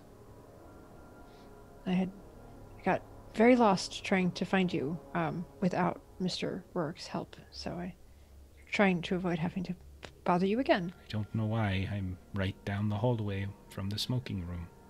Yeah, that's what you say, but these hallways are a bit tricky. What year is it? As you say, I've been quite confused. What year do you think it is? 1995. Well, then that must be it. So, if I wanted to move upstairs, how does one go about doing that? You find a staircase or an elevator. And if it's a staircase, you step on the steps until you get to the next floor. If it's an elevator, you go inside and you hit a button, and it will lift you up to the next floor. I'm not asking how does one move their being from one floor to the next. I'm asking, everyone keeps talking about moving upstairs in this building as if it is some accomplishment, and I'm wondering how does one go about obtaining a room upstairs in which to move and maybe have farewell parties thrown for them? Do you even live in the building?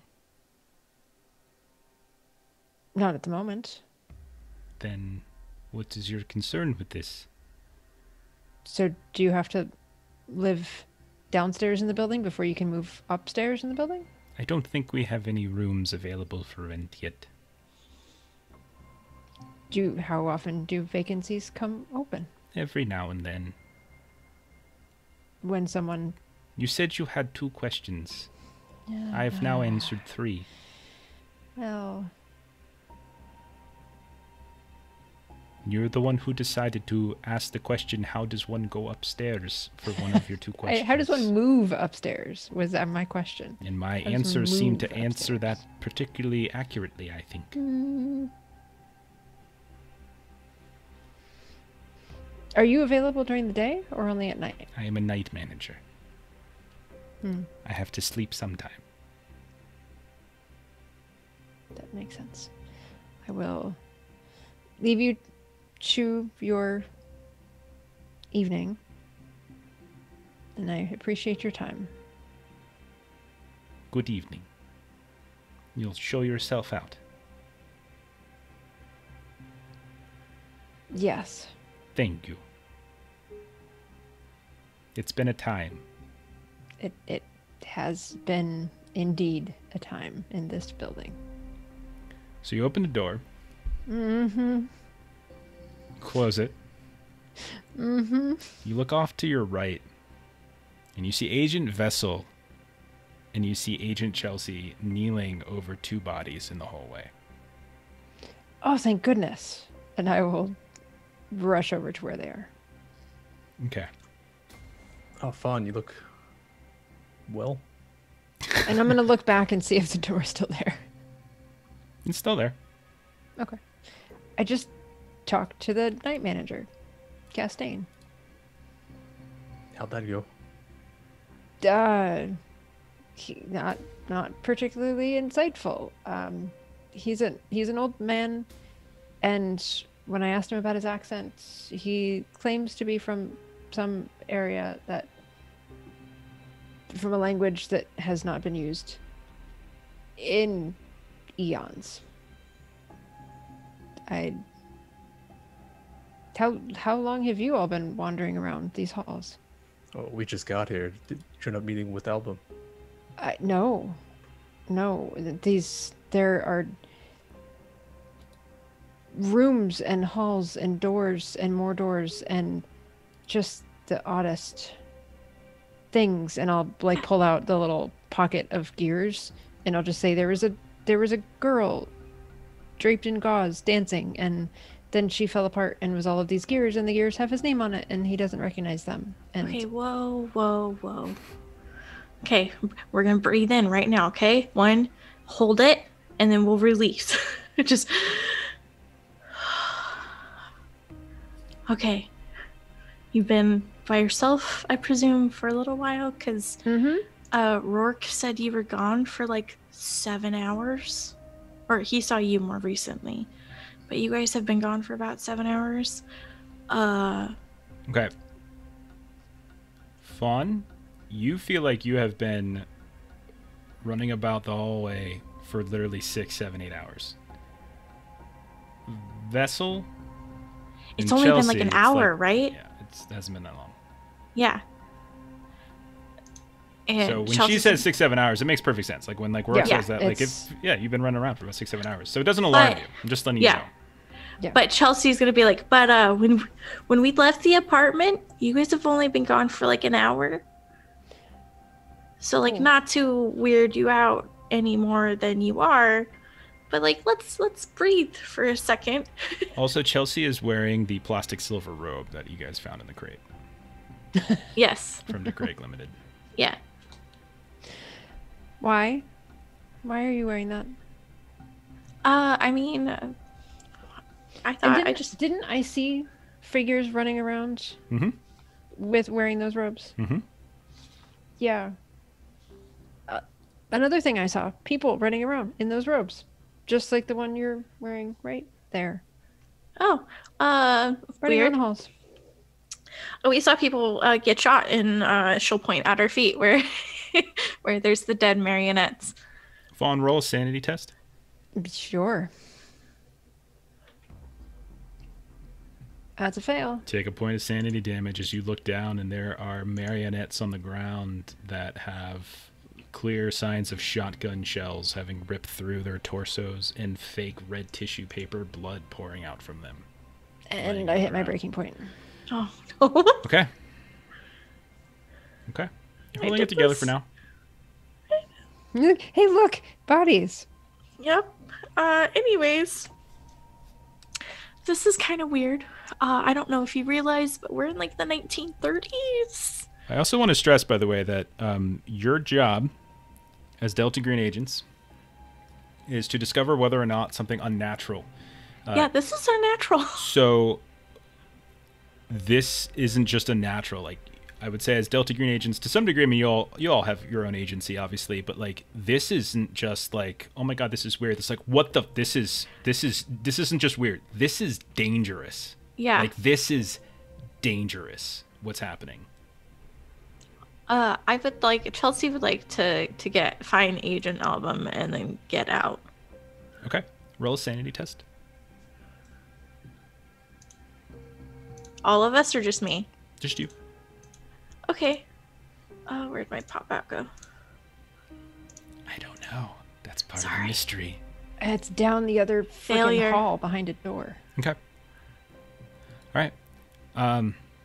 So you start kind of moving off in the direction of what, the smoking lounge, the way the shotgun people went, the other side of Castiane's. Think of this like a T section. The stem goes back to the smoking lounge.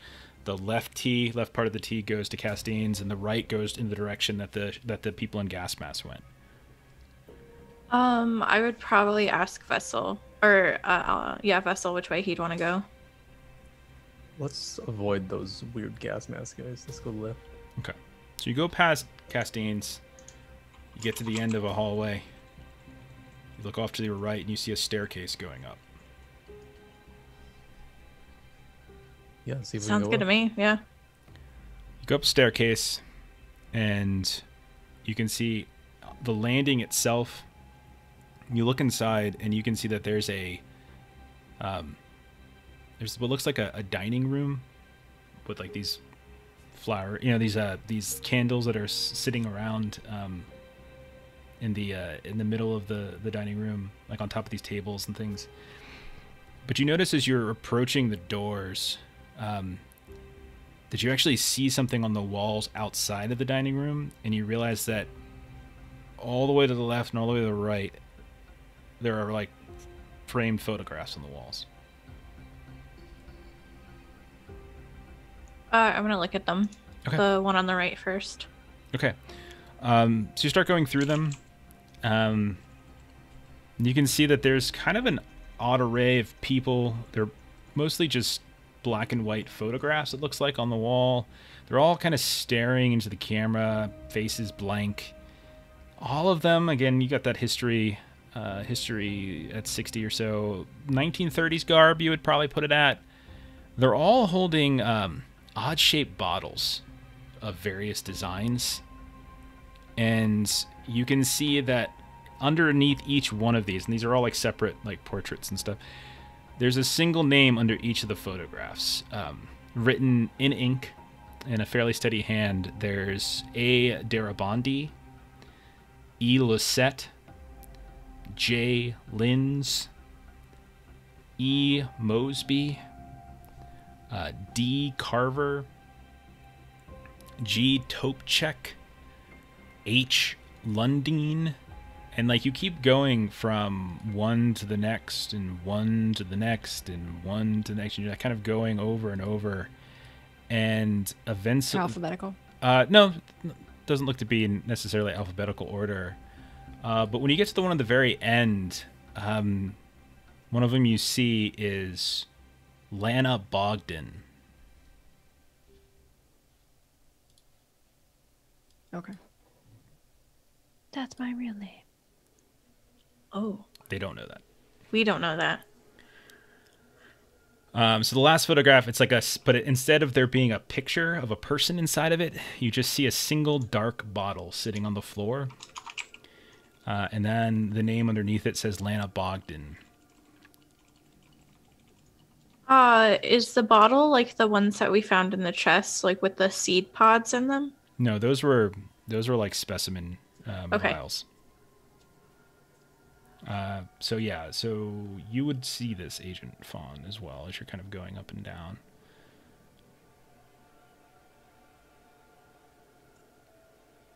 So you would see that the last photograph has a picture of the bottle, and then it would have your real name, the name that the people that you're standing in the hallway with do not know.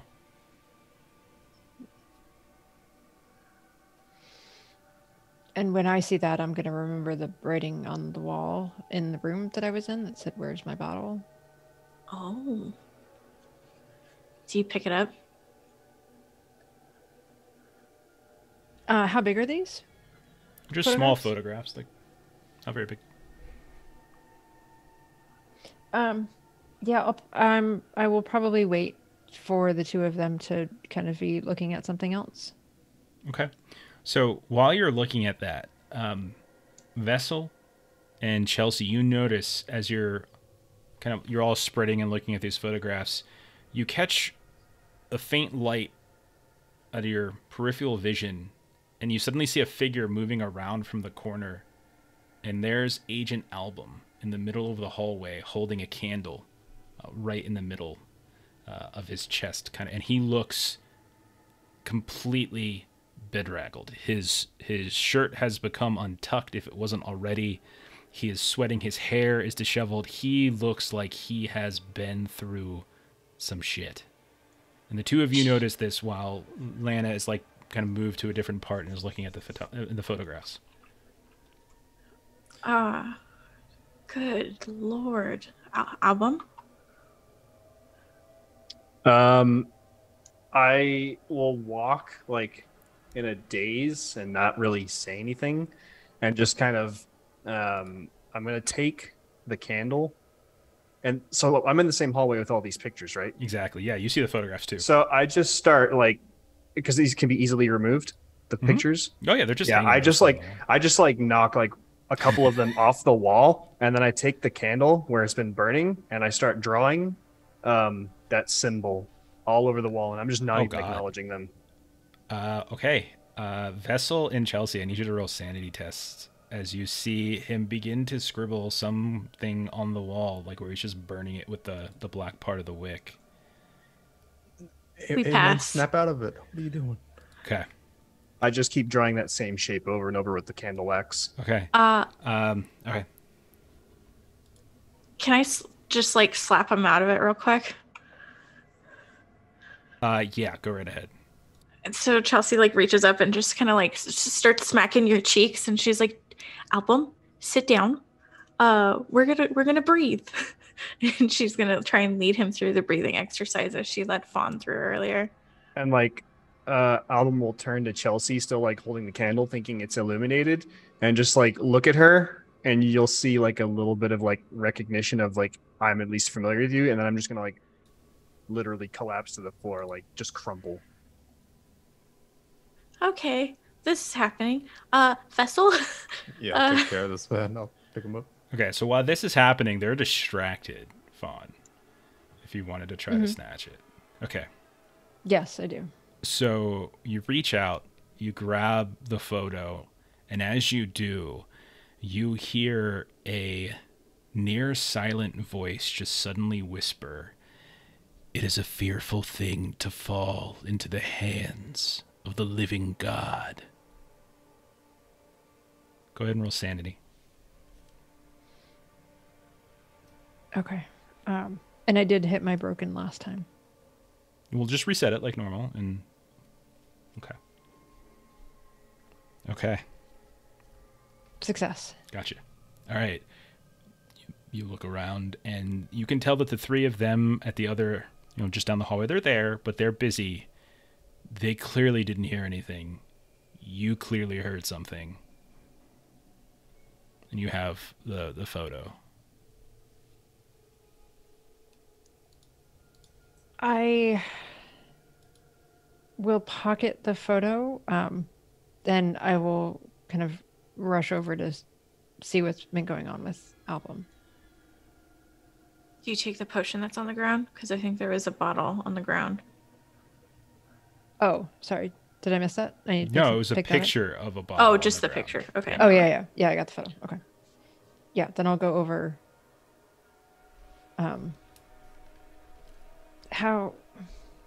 Where were you? So oh wait, who's that question directed to? To you. Yeah. Okay. Yeah, Album's just gonna be like just slumped and just like exhausted, and I'm just gonna mumble like very weakly, just doors and windows and doors and halls and doors and unending doors, unending windows. Okay. It's okay. And I'm like petting your head, and let's Vessel, please lead the way. So as you guys are kind of standing there and kind of helping him up, go ahead and roll a sand test, Fawn. This, you can see that he's got some stuff on him. He's got some pieces of paper in his pockets that are kind of spilling out onto the ground. You can see he's got these symbol on the walls.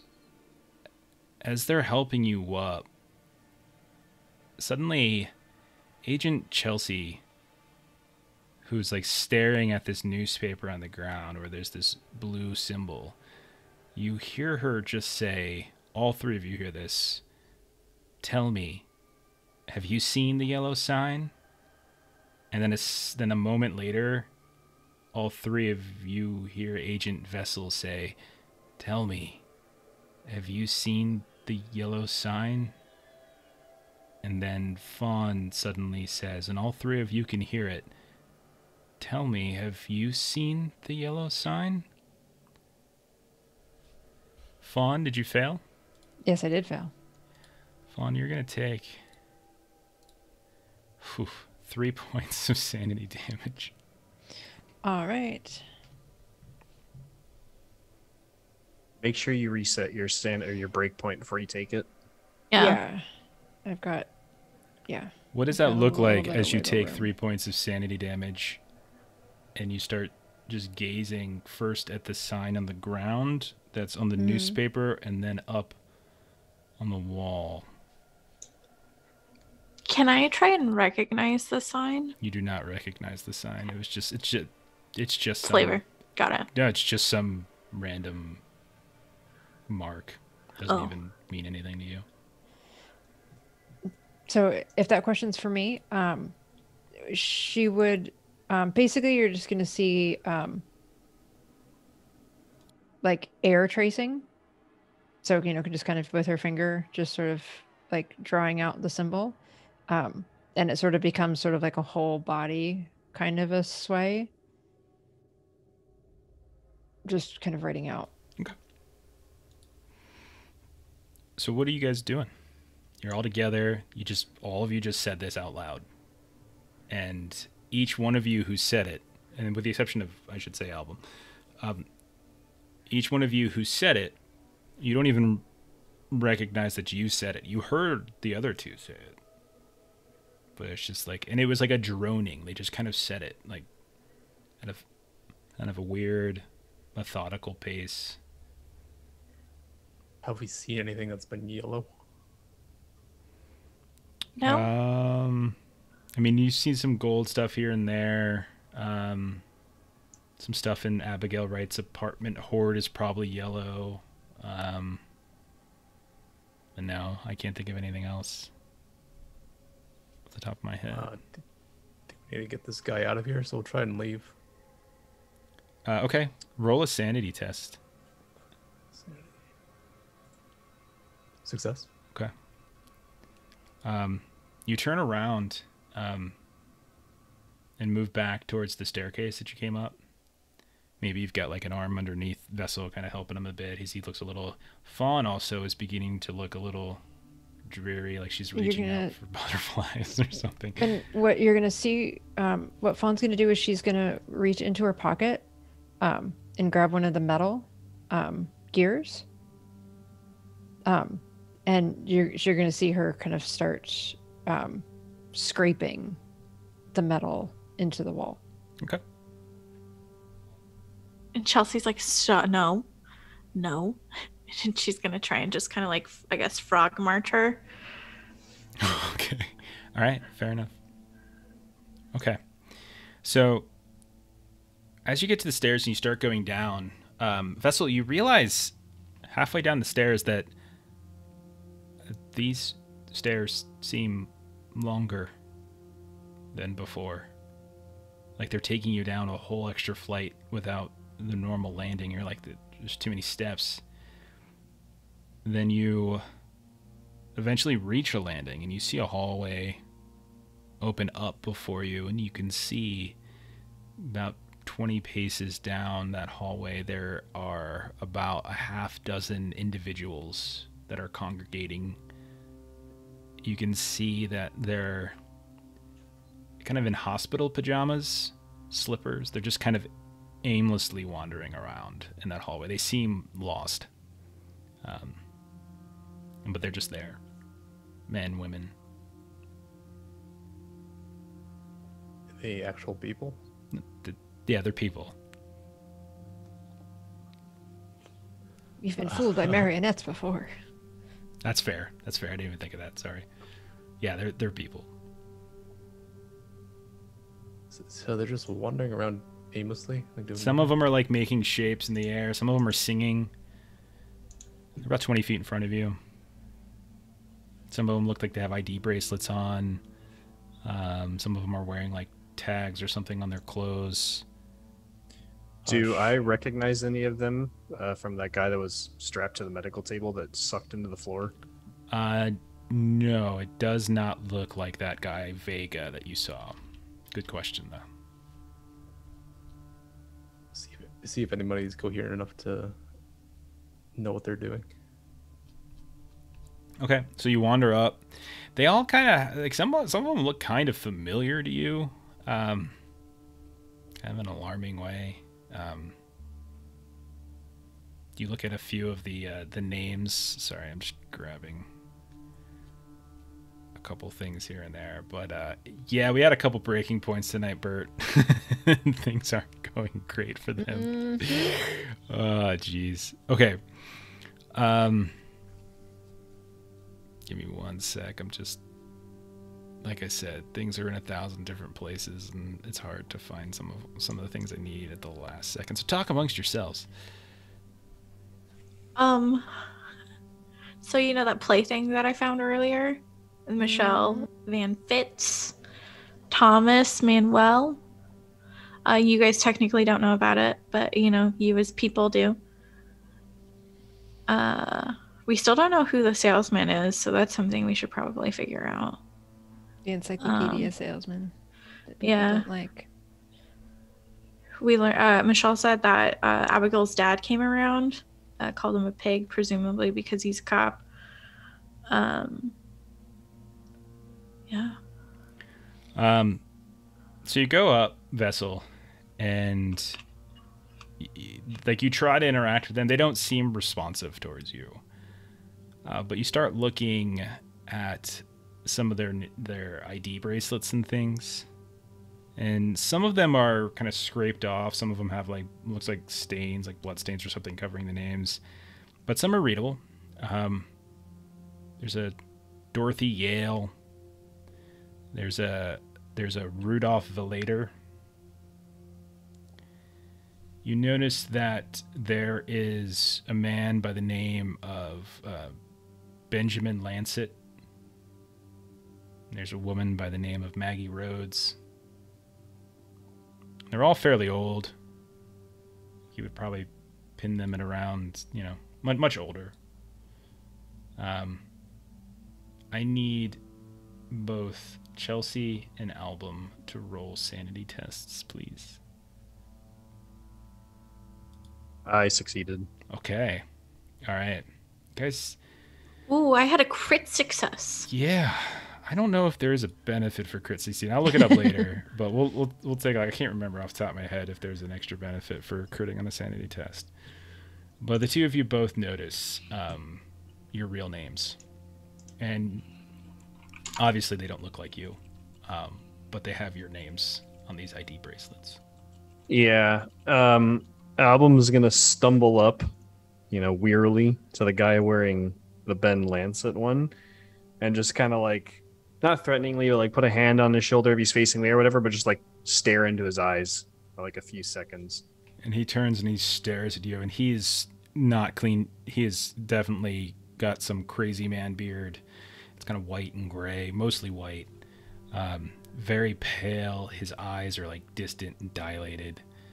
You can tell he's had some kind of redness is underneath each eyes, they're puffy, like he's suffered some kind of trauma somewhere. Not like he was punched, but he's been something spilled or something's been kind of pressed against it. But he just stares blankly at you, and there's no response. Other than that, he's just. Are there chairs or anything nearby? No, they're in the middle of a hallway. So one who has my name on their wrist bracelet, I want to take it off him. Okay. You snatch it off of her. And just pocket it myself. Okay. So you snatch it off of her, and she looks around wild, and you can't even see her face. Her hair is this big, crazy, like bird's nest of hair, and it's just all over. And you just hear her scream really loud and just go darting off down the hallway in one direction. And once she does, all of the others start going too, and they're all kind of just running down the hallway in some different direction from the staircase. Chelsea, what'd you do to them? I touched her hand on it. What is that you're holding? Or did you try to? It. Oh, Yeah. okay. Vessel, you realize this doesn't look like the same floor you were on before. Even though you took the same flight of stairs, you're convinced that there's something with this place that was leading you astray, intentionally, kind of manipulating the layout in some way. You take either a point of sanity or a point of willpower. It's your choice. I'll do willpower. Okay. What do you guys like to do? Does Vessel mention that out loud at all? Oh, yeah, of course. Let everyone know this layout is not making sense. Album is just gonna collapse on the floor again, and he's just gonna start wailing he's just he's just we're never gonna get out of here. It doesn't end. You go where it doesn't matter. The doors and the windows and the hallways, and you're never getting out. I mean, that's a little dramatic. I'll take that as one of those conspiracies that always spews, but it's never true. So this is also never true. While We they're have to get out of talking, this. Album looks up at Chelsea and says, as little as you've known me, when have I ever been dramatic? And he just gets up and starts to walk away from her. Okay. while they're having that conversation, Fawn's going to be on a wall because she was kind of midstream earlier when she was pulled away. So she's going to be kind of taking the metal gear and scraping the design Okay. into the wall. What is this design you keep speaking of? Go ahead and roll a sanity test there, Agent Vessel, as you look at the design that she is scrawling into. Pass. And it's just like it just looks like some random stuff. Like she's cracking. Like she's just cracking under pressure. Oh, okay. Maybe an overnight was a bad idea. We didn't sleep too well. Let's keep going. So what options do we have to go, Jeff? Yeah, if you continue moving away from the staircase, you reach eventually a complete intersection. The patients ran straight, but there's also a left and the right. When you move up to the intersection, you are in the middle. Like the intersection itself is like this circular, nice like marble, but it's just kind of crappy carpet and some sconces and stuff in each direction. You do hear a familiar sound, however, Vessel and Chelsea. You hear the sound suddenly of a bouncing ball off to your right. And when you look, you can see that this red ball suddenly bounces into view out of one of the apartment doors or along the right-hand side. And it bounces against the hallway, and it just kind of comes to it starts to come to a settle. And that's when you see bounding out of the door this massive Great Dane, Mastiff, kind of gray furred, lopey, huge dog that just slams into the wall as it reaches down, picks up the red ball, lifts its head up, turns towards you all, and just kind of cocks its head to the right. And that's where we're going to go ahead and stop for this week. I thought that was a dog in a ball. Whew. Oh gosh. We've lost it. Yeah. Lost it. Oh, I boy. have failed a sanity roll that you had me do earlier, Jeff, but we didn't resolve anything with it. What was it for? Do you remember? I'm sorry.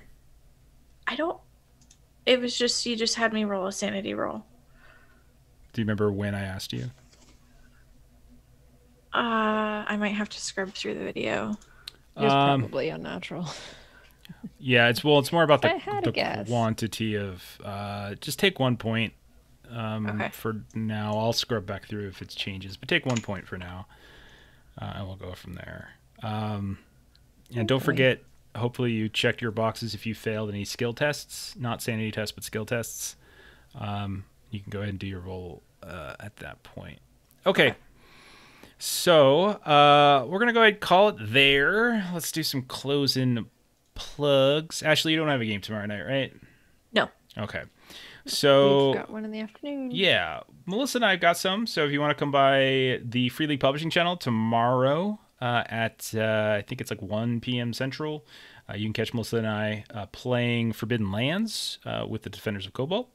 Tomorrow night, I'm over on all the RPGs playing Claustrophobia, and then Sunday night over on Steam Steel Murder, I am playing Shadowrun.